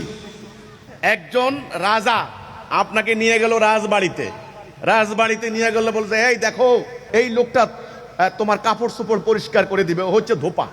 ওই লোকটা দেখো, ও হচ্ছে মালি, ও তোমার ফুলের বাগান, নানান ধরনের ফুল তৈরি করে দিবে তোমাকে। ওকে, ওই লোকটা দেখো, ও হচ্ছে রাঁধুনি, বাবুর্চি, মজার মজার রান্না করে দিবে, শাহী রান্না। ওই লোকটা দেখো, ওই লোকটার ডাক্তার, তোমার সমস্যার তাকে চিকিৎসা করে দিবে তোমাকে। এই যে পুরো রাজবাড়িতে শত শত লোক আপনার এই কাজ করবে, ওই কাজ করবে, আপনি কি রাজারে প্রশ্ন করবেন না, মহারাজ আমার কি কাজ? এই যে আমাকে রাজবাড়িতে সবাই মিলে সেবা দিয়ে গেল, সার্ভিস দিচ্ছে, আনন্দ দিচ্ছে, মজা দিচ্ছে, খাবার দিচ্ছে, আমাকে যা দরকার সঙ্গে সঙ্গে আমি পাচ্ছি, তো আমার কি কাজ? এই রাজবাড়িতে আমারে কেন আনলেন? আমার কি কাজ? এই দুনিয়াতে যে আপনি আসলেন, এই দুনিয়ার সমস্ত সৃষ্টি আপনাকে সেবা দিয়ে যাচ্ছে, পানি, বাতাস, আগুন, আপনার কি কাজ? প্রশ্ন করবেন না? আপনার কাজ, আপনাকে যিনি দায়িত্ব দিয়েছেন, স্রষ্টা রব্বুল আলামিন, তিনি আপনাকে দায়িত্ব দিয়েছেন, আপনার কাজ, আপনি তার খলিফা, তার প্রতিনিধি, তার পক্ষ থেকে দুনিয়াতে প্রতিনিধিত্ব করবেন। বাংলাদেশে আমেরিকার রাষ্ট্রদূত আছে না? আমেরিকার রাষ্ট্রদূতের কি কাজ? সরকারের যে কাজ, রাষ্ট্রদূতের সেই কাজ, মানে বাংলাদেশে আমেরিকার পক্ষে প্রতিনিধিত্ব করা। আমার আপনার কাজ কি? এটা একটু বুঝেন ভালো করে, এটা বুঝলেই পুরো ব্যাপারটা বুঝে যাবেন। আল্লাহ রাব্বুল আলামিন সমগ্র আসমান, জমিন, গ্রহ, নক্ষত্র, বৃক্ষরাজি, তরুলতা, পর্বতমালা তিনি সৃষ্টি করেছেন। কুন হও ফায়াকুন, হয়ে গেল। আল্লাহ ইরাদা করলেন তিনি অন্য একটা সৃষ্টি করবেন, তার নাম দিলেন তিনি খলিফা। তিনি ফেরেশতাদের সামনে বললেন, আমি দুনিয়াতে খলিফা বানাবো, তোমরা কি বলো? মালায়েকরা বলল, ক্বালু আতাজআলু, তারা বলল এরা তো দুনিয়াতে ফাসাদ ওয়া সাফাকুদ্দিমা করবে। আল্লাহ বললেন, আমি জানি তুমি জানো না, তোমরা জানো না। তিনি ঠনঠনা মাটি, আঠালোযুক্ত মাটি দিয়ে আদমকে বানালেন। তিনি বললেন, আমি যখন এর ভেতরে আমার রূহ ফুঁকে দেব, সবাই সেজদা করবা। সমস্ত মালায়েক মানে ফেরেশতা বলি আমরা, সেজদা মানি আনুগত্য। সবাই সেজদা করলো, ইবলিস সেজদা করে নাই। আল্লাহ বললেন, ইবলিস সেজদা করলি না কেন? ও মাটি, আমি আগুন। আল্লাহ বলছেন, ও অহংকার, অহংকার করে এখানে থাকতে পারবে না, এখান থেকে বেরিয়ে যাও। আউযু বিল্লাহি মিনাশ শাইতানির রাজিম। রাজিম মানে কি? বিতাড়িত।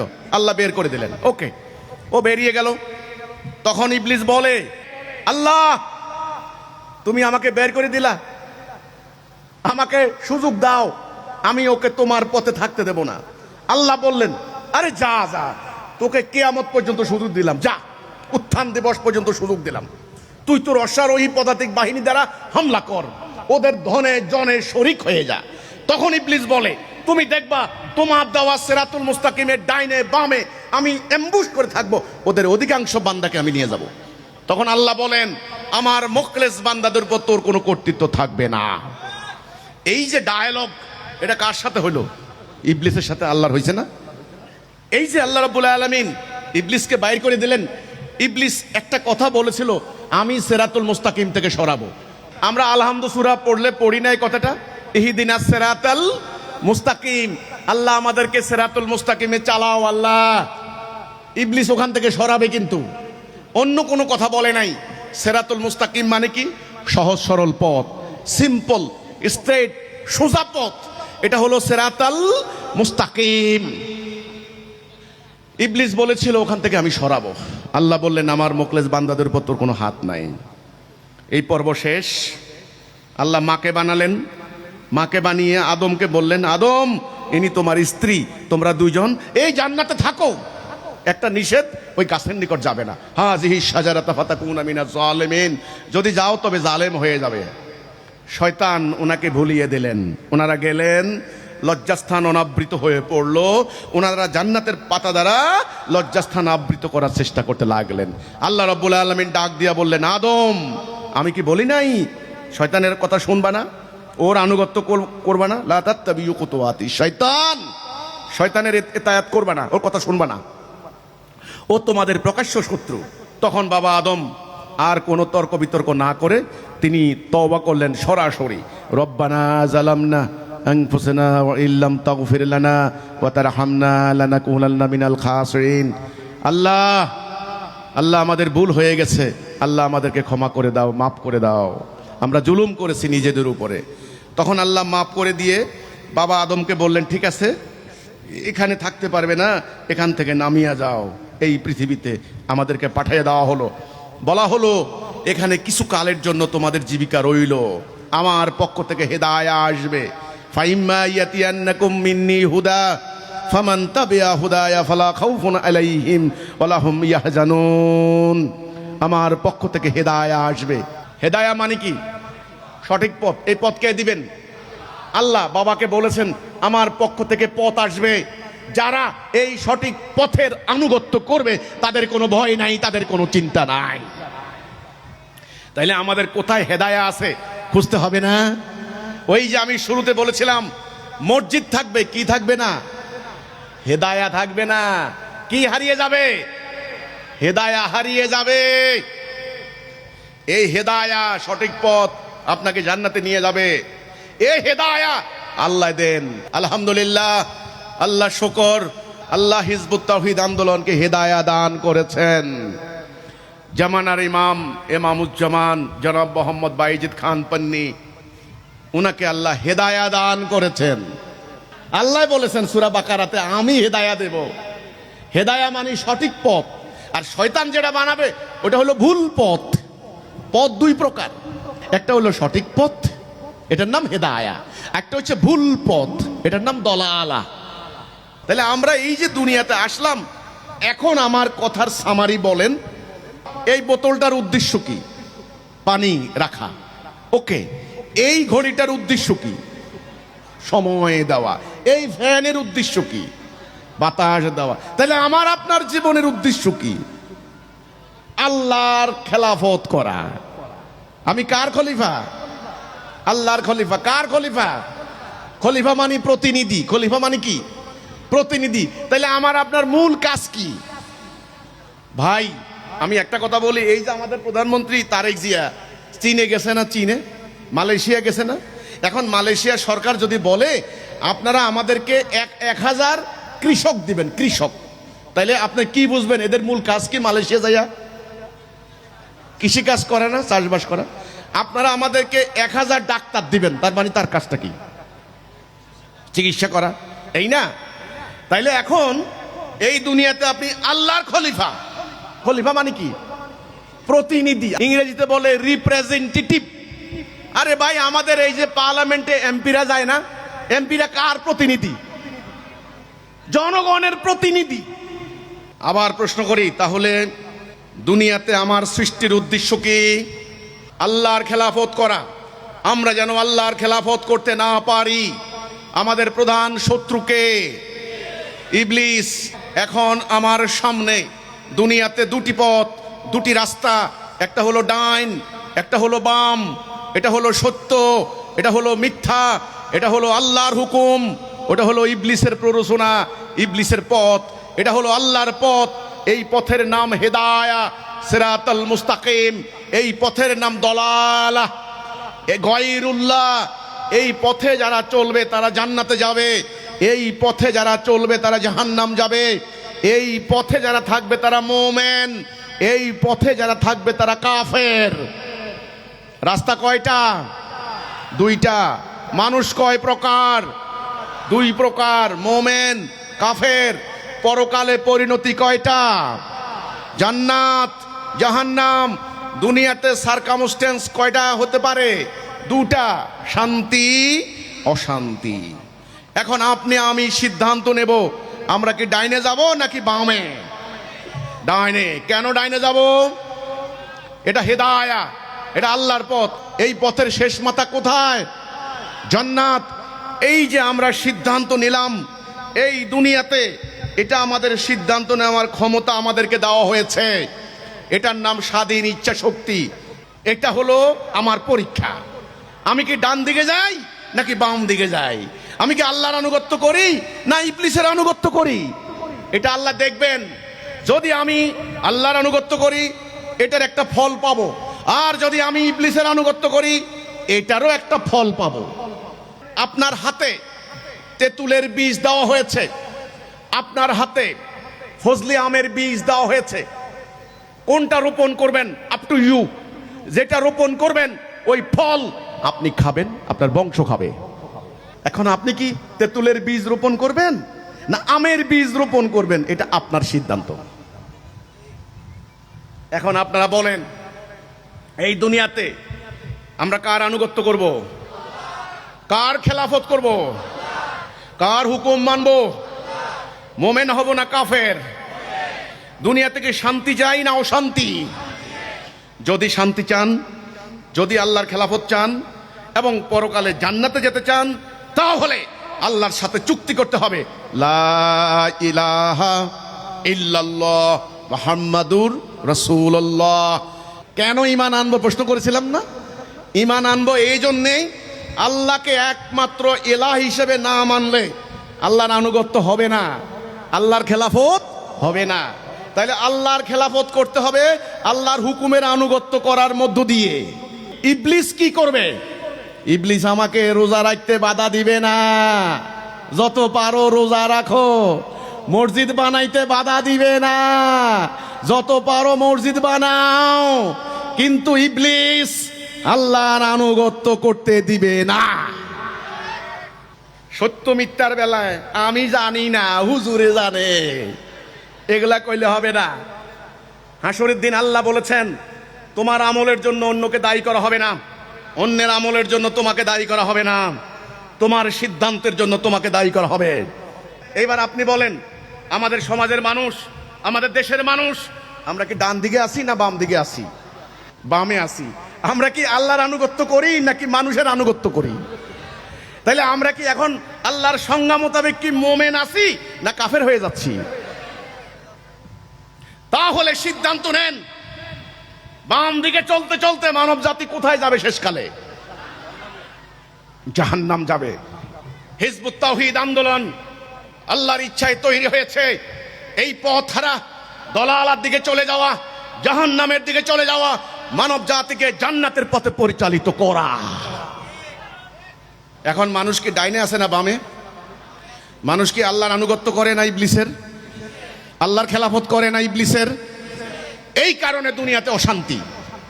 এই মানব জাতিকে ডাক দিতে হবে, হে মানুষ, ওইদিকে যাইও না, সিরাতুল মুস্তাকিমে আসো, তাওহীদে আসো, আল্লাহর আনুগত্য করো। এই কথা বুঝতে হবে, ঈমান নাই এটা কিন্তু বুঝতে হবে। আপনি যখন গ্রামে যাবেন তখন আরেকজন ওই কোন একটা পাড়ার মুন্সি মোল্লা এসে আপনারা বলবো, এই বেটা কি এর ঈমান নাই, আমরা কি আল্লাহ বিশ্বাস করি না? ফাটছানতে তখন আপনাকে তাই তো, আসলে কেমনের ঈমান নাই? ঈমান তো আছে, আমরা তো আল্লাহ বিশ্বাস করি, আল্লাহ আছেন, আল্লাহ খাওয়ান। আপনারে পাল্টা প্রশ্ন করবো, এই তুমি আল্লাহ বিশ্বাস করো না, তুমি কি মূর্তি পূজা করো নাকি? বলছে না না না, আমি তো মূর্তি পূজা করি না, আস্তাগফিরুল্লাহ, আমি মূর্তি পূজা করুম কে লেগে? তো আমার তো ঈমান আছে, আমি তো আল্লাহ বিশ্বাস করি। এই মক্কার কাফেররা কি আল্লাহ বিশ্বাস করতো না? মক্কার কাফেররা কি হজ করতো না? মক্কার কাফেররা কি খাতনা করতো না? তাইলে মক্কার কাফেররা কাফের হইল কেন? আল্লাহকে এলাহা মানে নাই। আল্লাহ খালেক এটা বিশ্বাস করত, আল্লাহ মালেক এটা বিশ্বাস করত, আল্লাহ রাজ্জাক এটা বিশ্বাস করে, কিন্তু একমাত্র আইনদাতা, হুকুমদাতা আল্লাহ এটা বিশ্বাস করবে না। ইলাহা মানে কি? যার আদেশে, যার হুকুমে রাষ্ট্র চলবে, সমাজ চলবে, অর্থনীতি চলবে, দুনিয়া চলবে, তিনি হলেন ইলাহ। তাহলে আমরা আল্লাহকে বিশ্বাস করি, আল্লাহ আছে, আল্লাহ খাওয়ান, কিন্তু আল্লাহর আদেশ মানি না, এই জন্য ঈমান নাই, তাওহীদে নাই। আরে ভাই, আপনার আব্বাকে আপনি বিশ্বাস করেন না? আপনি যদি কেউ যদি বলে তোমার আব্বাকে অমুক অমুক, কিন্তু আপনার আব্বা বলেছে এই রাত্রিবেলায় হাট বাজারে যাবি না, আপনি বললেন দূর, আজকালকার হাট বাজারে না ঘুরলে হয় নাকি? এই ভোরবেলায় উঠবি, আরে দূর 12টা বাজে ঘুমোতে উঠবো, আব্বার কথা শুনো যায় নাকি? এই মাদক খাবি না, আরে মদ না খাইলে কি আধুনিকতা বোঝা যায় নাকি? আমি আস্তে আস্তে অসুস্থ হয়ে গেলাম, পুলিশের খাতা অপরাধী হয়ে গেলাম, আব্বাকে কি অবিশ্বাস করেছি যে এনে আমার আব্বা না? এটা অবিশ্বাস করেছি? নো, কি করেছি? আব্বার হুকুম অমান্য করেছি, আব্বার আদেশ নিষেধ এটা অমান্য করেছি। আমরা মুসলমানরা, আমরা কি আল্লাহকে অস্বীকার করেছি? না। তাহলে আমরা কি কাজ করেছি? আল্লাহর এই হুকুমটাকে অমান্য করেছি। যে হুকুম যেটা করতে বলেছেন আমরা সেটা করি না, ফলে আমরা কি হয়ে গেছি? ঈমান থেকে আউট, কলেমা থেকে আউট। এখন আমাদের কি কর্তব্য হবে? ঈমান আনা। এই ঈমান আনার ডাক হিজবুত তাওহীদ দিচ্ছে। ঈমান আনতে হবে এই কথা বলে, লা ইলাহা ইল্লাল্লাহ মুহাম্মাদুর রাসূলুল্লাহ, অর্থাৎ আল্লাহ, আমি আমার এই জীবন পরিচালনা করার ক্ষেত্রে, আমার ব্যক্তি জীবন, আমার সমাজ জীবন, রাষ্ট্র জীবন, অর্থনৈতিক জীবন, বিচারিক জীবন, সামরিক জীবন, সকল জীবনে দিক ও বিভাগে আমি তোমার হুকুম ছাড়া কারো হুকুম মানি না। যদি আপনারা বুঝে শুনে ঈমান আনেন, তবে আমি আপনাদেরকে নিশ্চিত করে বলতে পারি আপনারা জান্নাতি, আপনারা মুমিন, আপনাদের সমস্ত গুনাহ আল্লাহ মাফ করে দেবেন। এবার ঈমান আনলাম, কার প্রতি ঈমান আনলাম? কি কথার উপরে ঈমান আনলাম? এই আল্লাহর সাথে আমরা চুক্তি করলাম, কি চুক্তি করলাম? আল্লাহ, আমরা তোমার হুকুম ছাড়া কারো হুকুম মানব না। এই যে বোনেরা চুক্তি করছেন আল্লাহর সাথে, আরে ভাই, আপনার বিয়ের সময় কিন্তু আপনার হাজবেন্ডের সাথে একটা চুক্তি হয়েছে, কিন্তু এটাও কিন্তু একটা চুক্তি। উনি যখন এই সাক্ষীদের সামনে বলল যে এত টাকা দেন মোহরে তোমাকে বিয়ে করছি, তুমি কি রাজি? আপনি বললেন, আপনি লজ্জায় প্রথমে কিছু কর নাই, চুপ করে আছেন, পরে আপনাকে শিখেছে সবাই বল বল বল, তবে আলহামদুলিল্লাহ রাজি, সবাই মনোজাত দিল, আপনার এই সংসার শুরু হলো। এই যে সারা জীবন আপনার এই কথা মনে আছে না যে মিস্টার সলিমউদ্দিনের সাথে আমার চুক্তি, আমার সংসার। এই অবস্থা যদি অন্য বেটার সাথে কানেকশন করেন, এই সংসার কি টিকে? এটার নাম শিরিক। সাবধান। আমরা আল্লাহর সাথে চুক্তি করলাম, আল্লাহ এই জীবনে তোমার হুকুম ছাড়া, তোমার আদেশ ছাড়া, তোমার আনুগত্য ছাড়া কারো আনুগত্য করব না। এটাই হলো লা ইলাহা ইল্লাল্লাহ মুহাম্মাদুর। চুক্তি করছেন, শক্ত করে করছেন, গিট্টু দিছেন, ভালো করে গিট্টু দিছেন। এই গিট্টু দেওয়ার নামই কিন্তু হলো আক্ত, আকীদা, চুক্তি। যারা চুক্তি করেছেন মৃত্যু পর্যন্ত যদি এই চুক্তি বলবৎ রাখতে পারেন, আপনাদের সমস্ত গুনাহ মাফ, আপনাদেরকে আল্লাহ জান্নাতে দাখিল করবেন। এই সুসংবাদ দেওয়া হলো। নাম্বার 2, ঈমান আনার পরের কাজ কি? ঈমান আনার পরের কাজ হলো এই দিনটাকে কায়েম করা। এটা কি কায়েম আছে? কায়েম নাই। কিন্তু কি আছে বলো তো দেখি। এটা মুখস্থ হচ্ছে, তাফসীর করা হচ্ছে, হুজুররা বান্ডেলে বান্ডেল টাকা কামাই করে খাচ্ছেন, কিন্তু এটা কি টাকা কামাই করার জন্য আসছে? No no no no no. এই ঘড়ির উদ্দেশ্য কি? সময় না দিলে এর কোনো মূল্য আছে? এই ফ্যানের উদ্দেশ্য কি?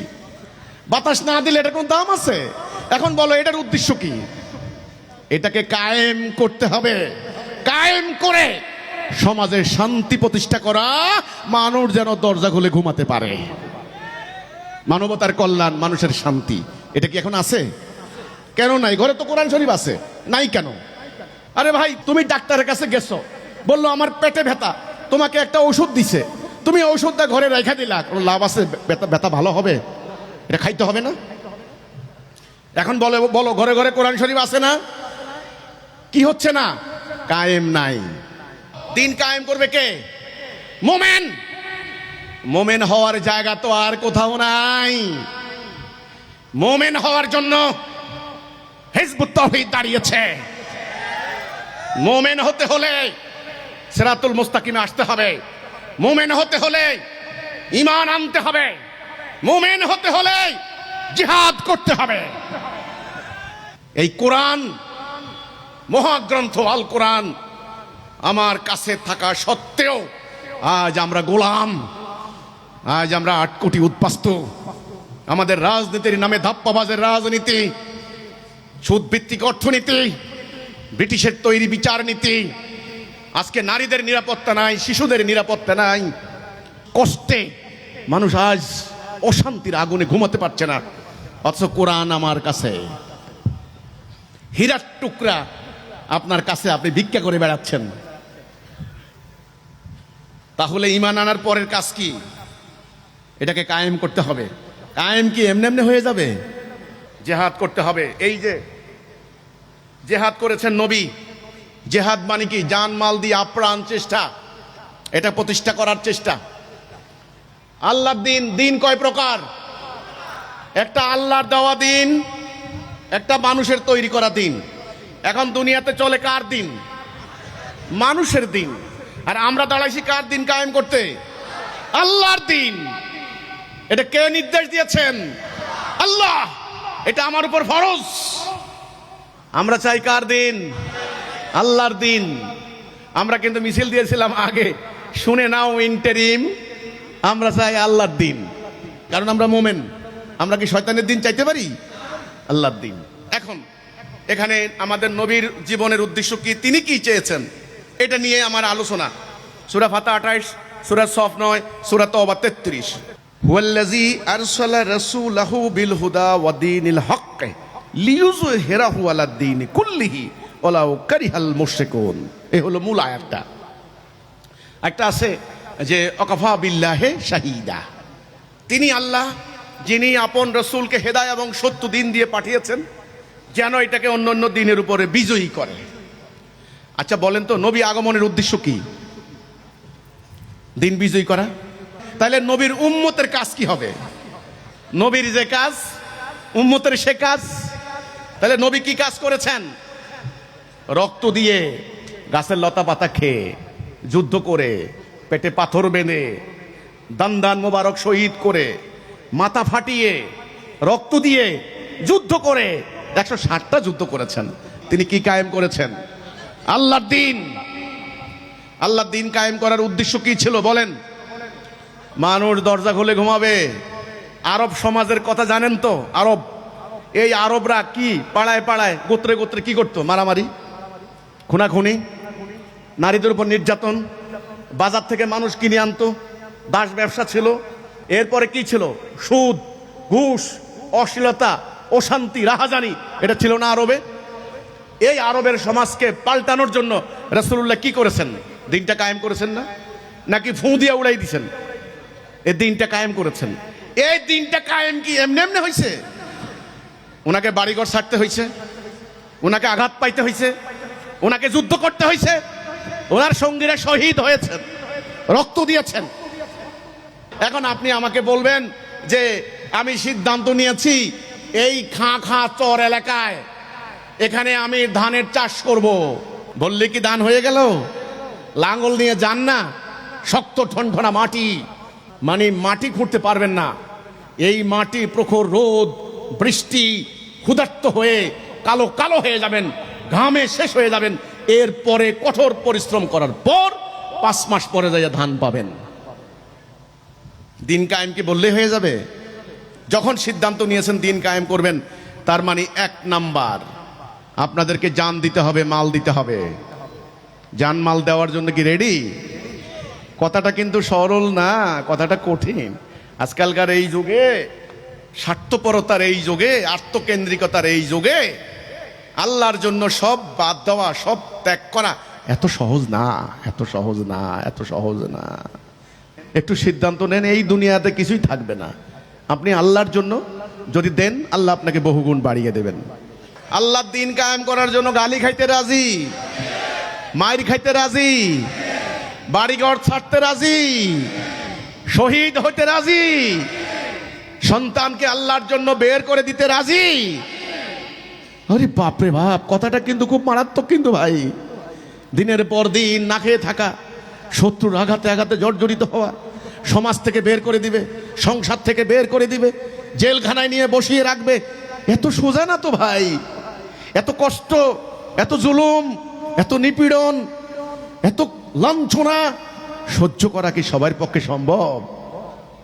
সম্ভব হবে আল্লাহ সাহায্য করলে। আল্লাহ বলেছেন আমি মোমেনদেরকে সাহায্য করব। তাহলে আল্লাহর দিন কায়েম করতে গেলে এই কোরবানি দিতে হয়। আপনারা কি এই কোরবানি দেবেন? আলহামদুলিল্লাহ। যদি কোরবানি দেন, আপনাদেরকে জান্নাতের সুসংবাদ আমি দেই না, আল্লাহ দিয়েছেন। সূরা তাওবার 111, আল্লাহ মোমেনদের জান মাল কিনে নিয়েছেন, জান্নাত দেবেন। ভাই এখন তো জান্নাত ওই যে সোজা ওই গরু একটা নিয়ে যায় পীরের কাছে, পীরে বলে আমি তোরে হাসরের দিন জান্নাতে লইয়ে যাবো গা। হ্যাঁ, এত সোজা না। তাহলে নবী সাহাবীরা কেন রক্ত দিলেন? দিন কায়েম করতে হবে। দিন কায়েম করতে হলে জিহাদ করতে হবে। আমরা কি চাই? আল্লাহর দিন। আল্লাহর দিন আসলে তো শান্তি আসবে। তাহলে আমরা কি চাই? আল্লাহর দিন কায়েম করতে চাই। কিভাবে? একটা হলো হোয়াট টু ডু, কি চাই, হাউ টু ডু, কিভাবে চাই, কিভাবে করতে চাই। তাহলে কিভাবে দিনটা কায়েম হবে, এটা লাগবে না? আরে ভাই আমি ঢাকায় যেতে চাই, ভালো কথা, কিভাবে যাবেন? একটা প্রশ্ন আছে না? হেঁটে হেঁটে যাবেন, না হেলিকপ্টারে যাবেন, না বাসে যাবেন, কিভাবে যাবেন? আমি নারকেল পাড়তে চাই, নারকেল খাইতে চাই, কিভাবে পারবেন? গাছে উঠবেন, না গোড়া কেটে দিবেন, না মই দিয়ে উঠবেন, আছে না? তাহলে একটা হলো আমি চাই, কি চাই? আল্লাহর দিন। কিভাবে চাই? জিহাদ করে। তাহলে আল্লাহর দিন প্রতিষ্ঠা হবে কিভাবে? জিহাদ করে। অন্য কোনো ভাবে হবে? রাসূল জিহাদ করেছেন, আপনার উপরে জিহাদ ফরজ। মোমেন হইতে হইলে দুখান জিনিস লাগবে, একটা হলো তাওহীদের উপর ঈমান, আর একটা হলো জিহাদ। আমাদের এই আন্দোলনের উদ্দেশ্য হচ্ছে একজন নেতার নেতৃত্বে ঐক্যবদ্ধ হয়ে জানমাল দিয়ে জিহাদ করে আল্লাহর দিন কায়েম করা। আল্লাহর দিন কায়েম করার মধ্য দিয়ে শান্তি, সুবিচার, ন্যায় বিচার প্রতিষ্ঠা করা। আমরা জানি আল্লাহর দিন ছাড়া শান্তি আসবে না, এবং আল্লাহর দিন কায়েম করতে হলে করতে হবে জিহাদ। জিহাদ করতে হলে একদল মোমেনের আধ্যাত্মিক, নৈতিক, চারিত্রিক, শারীরিক চরিত্র, গুণাবলী, বৈশিষ্ট্য লাগবে। একদল মোমেনের সর্বস্ব উৎসর্গ করা লাগবে, না হলে জেহাদ করা যাবে না, জেহাদ হবে না। সেই জেহাদের দুনিয়াবি কোনো লক্ষ্য থাকতে পারবে না। সেই জেহাদের একমাত্র লক্ষ্য হবে শুধুমাত্র আল্লাহর দ্বীন কায়েম, মানবতার কল্যাণ, মানুষের মুক্তি, আল্লাহর দ্বীন কায়েমের মধ্য দিয়ে। এই পবিত্র জেহাদ, এই পবিত্র আমল, পুরো কোরআনে জেহাদের কথা আছে শত শতবার। এই মুজাহিদরা যখন আল্লাহর রাস্তা বের হবে, তাদেরকে সাহায্যের কথা আল্লাহ অঙ্গীকার করেছেন কোরআনে। এই মুজাহিদরা যদি আল্লাহর রাস্তায় শহীদ হয়, এদেরকে মৃত বলতে নিষেধ করেছেন। বালাহিয়াও ওয়ালা কিল্লা তাশউরুন, তারা মৃত না, তারা জীবিত। দেখেন, মৃত্যু তো কত প্রকারের মৃত্যু আছে, আছে না? মানুষ অ্যাক্সিডেন্টে মরে, মানুষ রোগে মারা যায়, পানিতে ডুবে মারা যায়। মানুষ এভাবে না মরলে কি হয়, বুড়া কালে বুড়া হয়ে একটা ওই চোখ চলে যায়, কান চলে যায়, দাঁত পড়ে যায়, একটা প্রাকৃতিক নিয়মের মতো 70, 80, 100 বছর পরে এমনি এমনি মারা যায়, আর বাঁচতে পারে না। তো মানুষের তো মৃত্যু অবধারিত। আল্লাহ কোরআনে বলেছেন উত্তম, সবচাইতে সম্মানের, সবচাইতে ইজ্জতের, সবচাইতে বড় সেটা হলো শাহাদাত, আল্লাহর জন্য শহীদ হওয়া, আল্লাহর দ্বীন কায়েম করতে গিয়ে শত্রুর আঘাতে জীবন দেওয়া। এটা বিরাট ঘটনা, কিন্তু এটা সাধারণ নয়। রাসূলুল্লাহ বলেছেন, আমার উপরে নবুয়তের দায়িত্ব না থাকলে আমি শহীদ হতাম, আল্লাহ আবার আমাকে জীবিত করত, আবার শহীদ হতাম, আল্লাহ আবার জীবিত করত, 4 বার। কি মারাত্মক! অন্য অন্য শহীদরা 10 বার আসতে চাইবেন দুনিয়াতে, আবার শহীদ হই, আবার। এত সাংঘাতিক। শহীদরা মৃত না, তাদেরকে মৃত বলতে নিষেধ করা হয়েছে, তারা আল্লাহর পক্ষ থেকে রিজিক প্রাপ্ত। নবী করিম সাল্লাল্লাহু আলাইহি সাল্লামের সাহাবী যারা, তারা শহীদ হওয়ার জন্য দিন রাত আল্লাহর কাছে দোয়া করতেন, আল্লাহ আমাদেরকে রণাঙ্গনে শহীদ করো, আল্লাহ আমাদেরকে রণাঙ্গনে শহীদ করো, আল্লাহ। আমরা বলি 2 দোস্ত একসাথে বসলে কত গল্প করি না? কিন্তু সাহাবীরা 2 দোস্ত বসে বসে বলতেন, তুমি আমার জন্য দোয়া করো, আমি তোমার জন্য দোয়া করি। এমন ভাবে আমরা শহীদ হব, আমার নাক কাটা হবে, আমার চোখ তোলা হবে, আমার হাত কাটা হবে, আমাকে ক্ষতবিক্ষত করা হবে। হাসরের দিন আল্লাহ বলবেন, অমুক তোমার এই দশা কেন?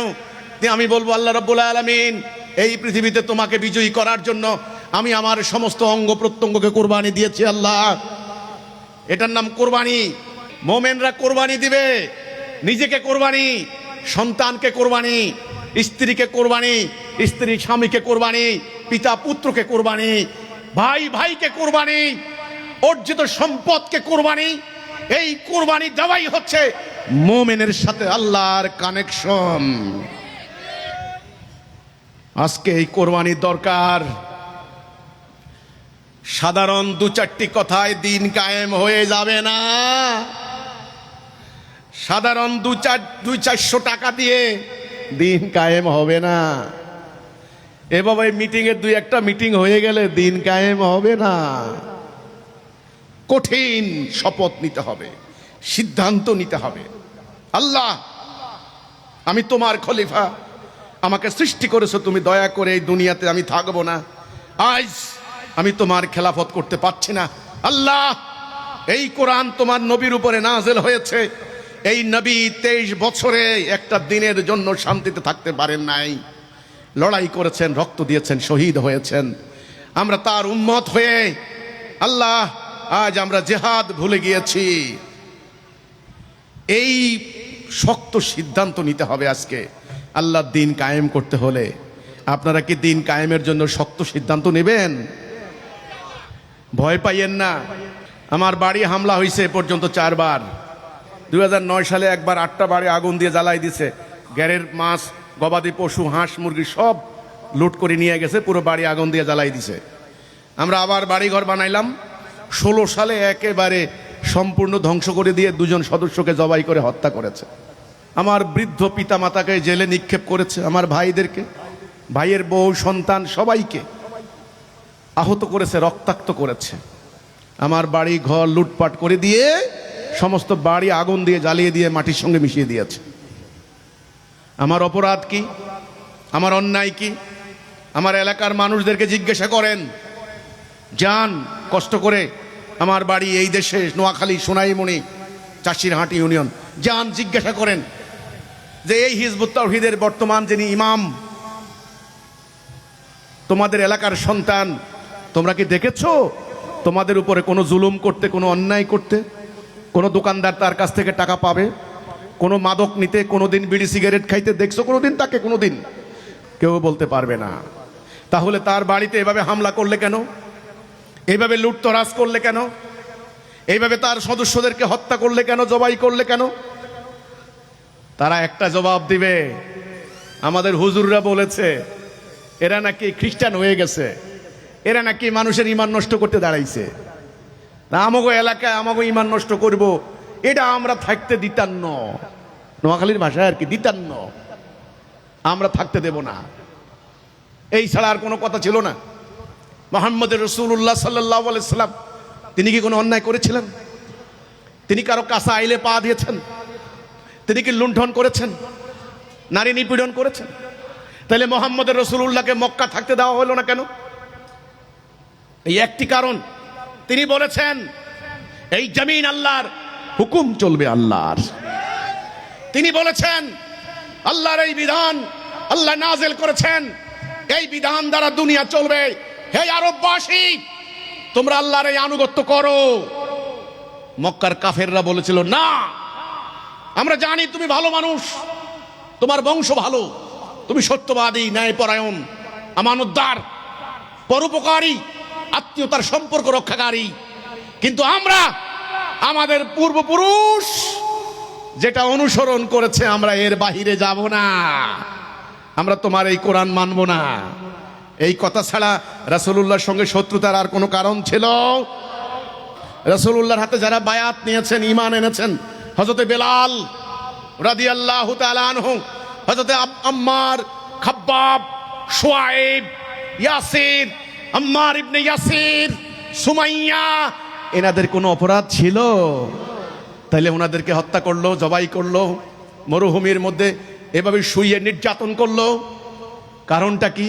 কারণ ওনারা বলেছেন আমরা ঈমান আনলাম আল্লাহর উপরে, আমরা সিদ্ধান্ত নিয়েছি আল্লাহর হুকুম কায়েম করব।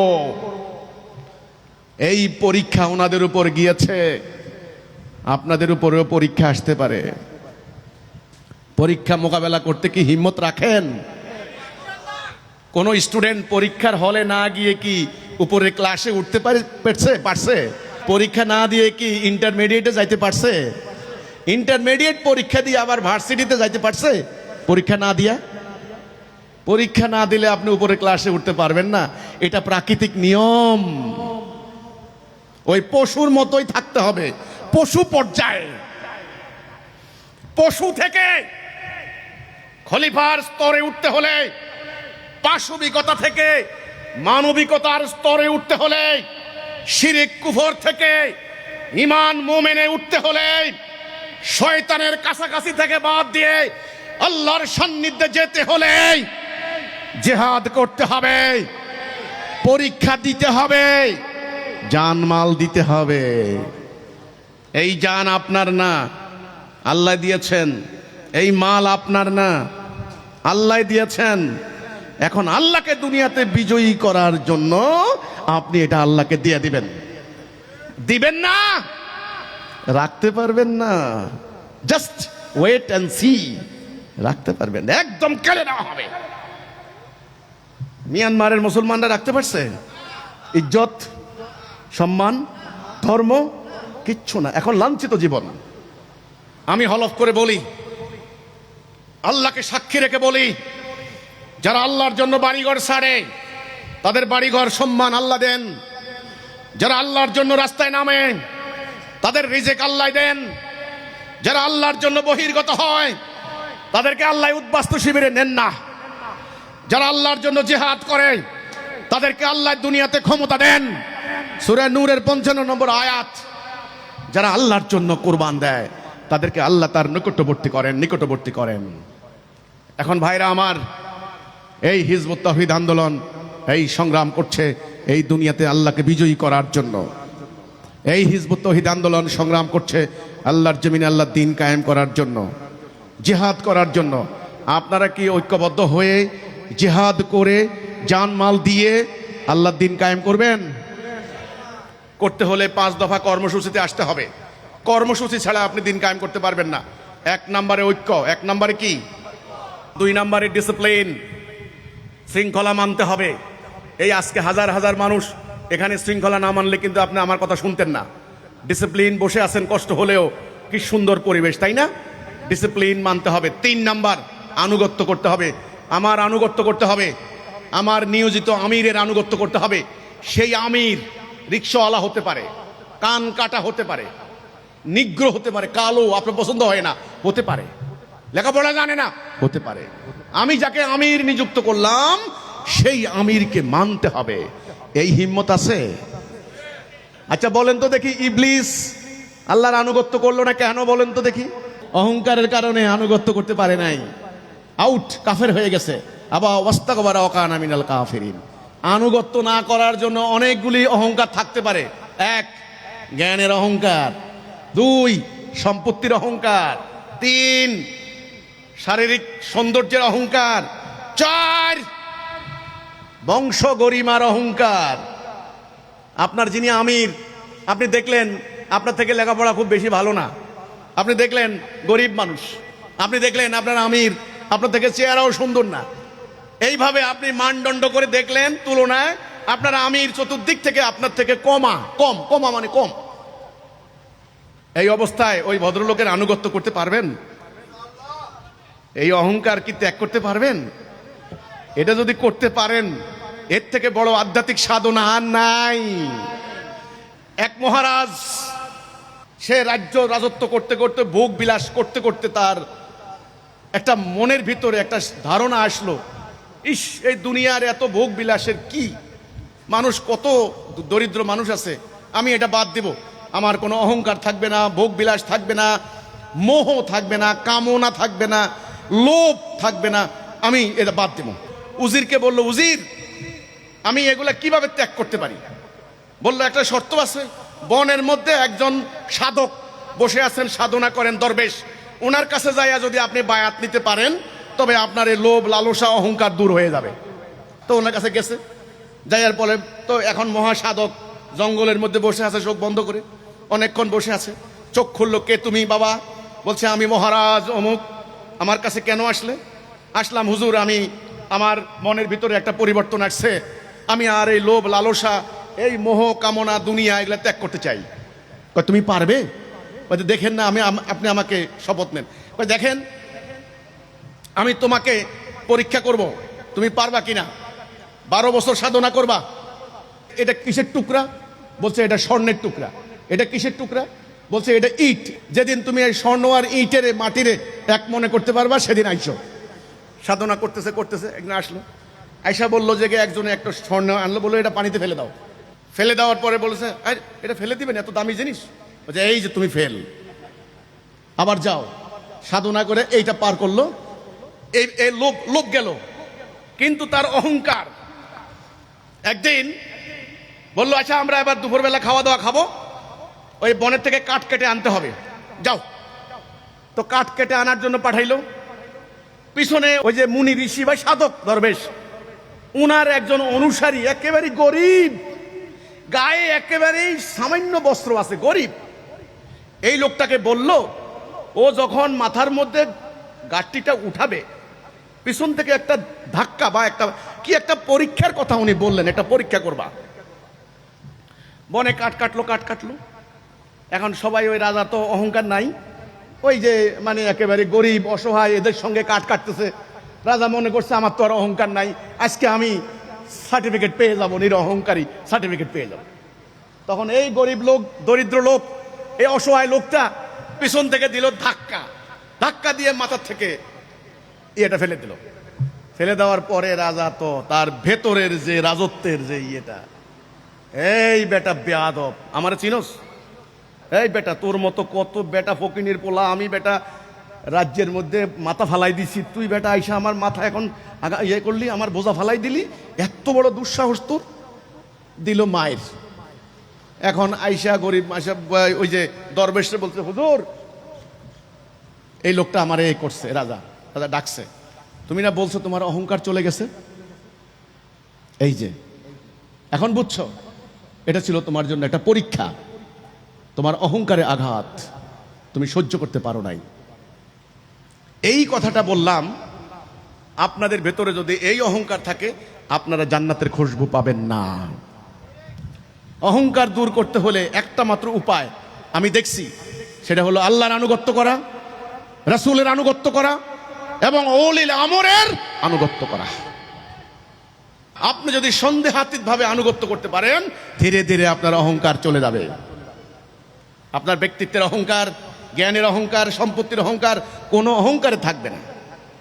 তাহলে 3 নাম্বার আনুগত্য করতে হবে, 4 নাম্বার হিজরত, 5 নাম্বার জানমাল দি জিহাদ। এই 5 দফা কর্মসূচি। 1 ঐক্য, 2 ডিসিপ্লিন, 3 আনুগত্য, 4 হিজরত, 5 জিহাদ। আমাদের এই প্রিয় জন্মভূমি বাংলাদেশে ধর্মের নামে, পবিত্র ইসলাম ধর্মকে ব্যবহার করে একটা উগ্রবাদী গোষ্ঠী উগ্রবাদের প্রচার করছেন, উগ্রতার বিস্তার ঘটাচ্ছেন, মব সৃষ্টি করছেন, সাম্প্রদায়িক উস্কানি হামলা করছেন, মানুষের বাক স্বাধীনতা, মানুষের মানবাধিকারের হস্তক্ষেপ করছেন। এই উগ্রবাদী তাণ্ডবে সাধারণ মানুষ আজকে উদ্বিগ্ন। বিশ্ব মানুষের কাছে, বিশ্ব সম্প্রদায়ের কাছে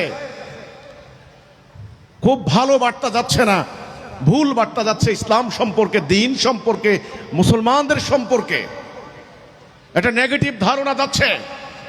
এই উগ্রবাদের উত্থান প্রসঙ্গে আমি বলতে চাই, পরিষ্কার করে বলতে চাই, হিজবুত তাওহীদ আন্দোলন মনে করে ইসলামে উগ্রবাদের জায়গা নেই, ইসলামে সন্ত্রাসবাদের জায়গা নেই, ইসলামে মানুষের বাক স্বাধীনতা হরণ, মানবাধিকার লঙ্ঘনের কোনো সুযোগ নেই। ওরা যে কর্মকাণ্ড করছে এটা ইসলাম নয়, এটা আল্লাহ রসুলের প্রকৃত ইসলামের শিক্ষা নয়। এই উগ্রবাদ মোকাবেলায় আমরা কি করতে পারি? আমরা হিজবুত তাওহীদ আন্দোলন পরিষ্কার করে বলতে চাই, যারা পবিত্র কোরআনের ভুল ব্যাখ্যা দিয়ে, উদ্দেশ্যমূলক ব্যাখ্যা দিয়ে রাসূল পাক সাল্লাল্লাহু আলাইহি সাল্লামের শিক্ষার বিপরীতে গিয়ে যারা উগ্রবাদের বিস্তার ঘটাচ্ছেন, তাদের একটা লক্ষ্য আছে, উদ্দেশ্য আছে, সেটা হলো রাজনৈতিক স্বার্থ, রাজনৈতিক উদ্দেশ্য, ব্যক্তিগত স্বার্থ, গোষ্ঠীগত স্বার্থ।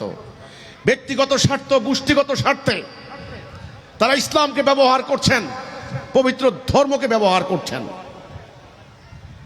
এই উগ্রবাদী গোষ্ঠী, এই সাম্প্রদায়িক অপশক্তি, এরা হচ্ছে সাম্রাজ্যবাদীদের হাতের পুতুল, এরা তাদের দাবার গুটি হিসেবে ব্যবহৃত হচ্ছে। এখন একে মোকাবেলা করার জন্য সরকারগুলি কি করছেন? সরকারগুলি শক্তি প্রয়োগ করছেন, আইন শৃঙ্খলা বাহিনী তাদেরকে গ্রেপ্তার করছেন। অতীতেও আমরা দেখেছি, রিমান্ডে দিয়েছেন, পুলিশে দিয়েছেন, জেলে দিয়েছেন, ফাঁসি দিয়েছেন। কিন্তু আমরা বলেছি শুধুমাত্র শক্তি প্রয়োগ করে হবে না। ইসলামের সঠিক আদর্শ, সঠিক বক্তব্য, কাউন্টার ন্যারেটিভ এটাকে বলা হয়, আসল বক্তব্য, আসল শিক্ষা জনগণের সামনে তুলে ধরতে হবে। ইসলাম কি বলে? ইসলাম কতখানি উদার, কতখানি সহনশীল, ইসলাম কতখানি অন্যের মানবাধিকার রক্ষায় সতর্ক সজাগ। ইসলাম সকল ধর্ম, বর্ণ, গোত্র, সকল মানুষের বাক স্বাধীনতা রক্ষায় কতখানি শ্রদ্ধাশীল, নারীদের অধিকার ইসলাম কতখানি সংরক্ষণ করে, এই ব্যাপারে সঠিক আদর্শ জনগণের সামনে তুলে ধরতে হবে। আমরা বলেছি এই আদর্শিক বক্তব্য, আদর্শিক লড়াই চালানোর জন্য হিজবুত তাওহীদ আন্দোলন কাজ করছে। এই কারণে এই উগ্রবাদীরা আমাদেরকে টার্গেটে পরিণত করেছে, আমাদেরকে টার্গেট বানিয়েছে। তো কাজে আমি এখন আজকের এই সমাবেশ থেকে যেটা বলতে চাই, উগ্রবাদের উত্থানের প্রসঙ্গে আজকে বাংলাদেশের শান্তিকামী জনতা আজকে তারা উদ্বিগ্ন, চিন্তিত, বহু মানুষ আজকে ভীত সন্ত্রস্ত, আজকে তারা লাঞ্ছিত হওয়ার ভয় করছেন, তারা প্রাণ হারানোর আশঙ্কা করছেন। উগ্রবাদী মব সৃষ্টিকারীদের হামলার আশঙ্কা করছেন। এই উগ্রবাদের বিরুদ্ধে লড়াই করতে হলে আমি মনে করি দেশপ্রেমিক জনতা, মানবতাবাদী, আইন মান্যকারী, ইমানদার, আল্লাহ রসুলকে যারা ভালোবাসেন, যারা প্রকৃত ইসলামকে চান, তাদেরকে আজকে ইস্পাতের মতো ঐক্যবদ্ধ হয়ে ইসলামের প্রকৃত আদর্শকে তুলে ধরার এই আদর্শিক লড়াইয়ে আজকে সামিল হতে হবে। তবে ইনশাআল্লাহ উগ্রবাদের পতন ঘটবে। আমাদেরকে অনেকে বলেন, আপনারা দুর্নীতির বিরুদ্ধে কথা বলছেন না কেন? আমরা বলেছি বাংলাদেশ স্বাধীন হওয়ার পর থেকে, তারও আগে যখন ব্রিটিশরা চলে গিয়েছে, 80 বছর আগে আমাদের ব্রিটিশ বিরোধী আন্দোলন হয়েছে। আমাদের যারা রাজনৈতিক নেতা ছিলেন তারা বলেছেন ব্রিটিশরা হলো ইংরেজ, তারা ওখান থেকে 7 সমুদ্র 13 নদীর ওই পার থেকে তারা এসেছে আমাদের ভারতবর্ষকে লুণ্ঠন করার জন্য, শোষণ করার জন্য। তারা ব্রিটিশ বিরোধী আন্দোলন করেছেন, তারা সম্পদ লুণ্ঠন করে ব্রিটেন নিয়ে যায়। কিন্তু ব্রিটিশরা চলে গেছে, আজকে 80 বছর দুর্নীতি বন্ধ হয়েছে, অর্থ লুটপাট বন্ধ হয়েছে। ওরা তখন নিত ইংল্যান্ড, এখন নিয়ে যাচ্ছে Canada, America, Swiss bank, Australia. এখন কি পাচার বন্ধ হয়েছে? দুর্নীতি বন্ধ হয়েছে? হয় নাই। সবচাইতে বেশি দুর্নীতি হয়েছে।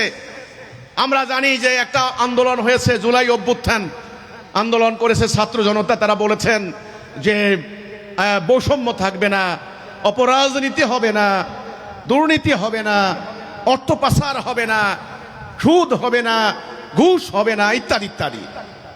আচ্ছা, 16 বছরের শাসককে স্বৈরাচার আখ্যা দিয়ে তিনি দেশ থেকে বেরিয়ে গেলেন। ওকে, এরপরে ইন্টারিম আসলেন, ডক্টর ইউনূসের নেতৃত্বে ইন্টারিম প্রায় 2 বছর, প্রায় 2 বছরের কাছাকাছি। স্বরাষ্ট্রমন্ত্রী সংসদে বলেছেন। আর একটা হলো টিআইবি, ট্রান্সপারেন্সি ইন্টারন্যাশনাল, একটা প্রতিষ্ঠান আছে, বেসরকারি প্রতিষ্ঠান, তারা এ ধরনের তদন্ত করে, এগুলি দেখে, তারা প্রতিবেদন বের করেছে। সবচাইতে মারাত্মক বেশি দুর্নীতি হয়েছে ইন্টারিমের টাইমে। স্বরাষ্ট্রমন্ত্রী বলেছেন ইন্টারিমের সময় যে দুর্নীতি, এর তদন্ত হওয়া দরকার, ইনভেস্টিগেট হওয়া দরকার, ইনভেস্টিগেশন দরকার। এখন কথা হলো,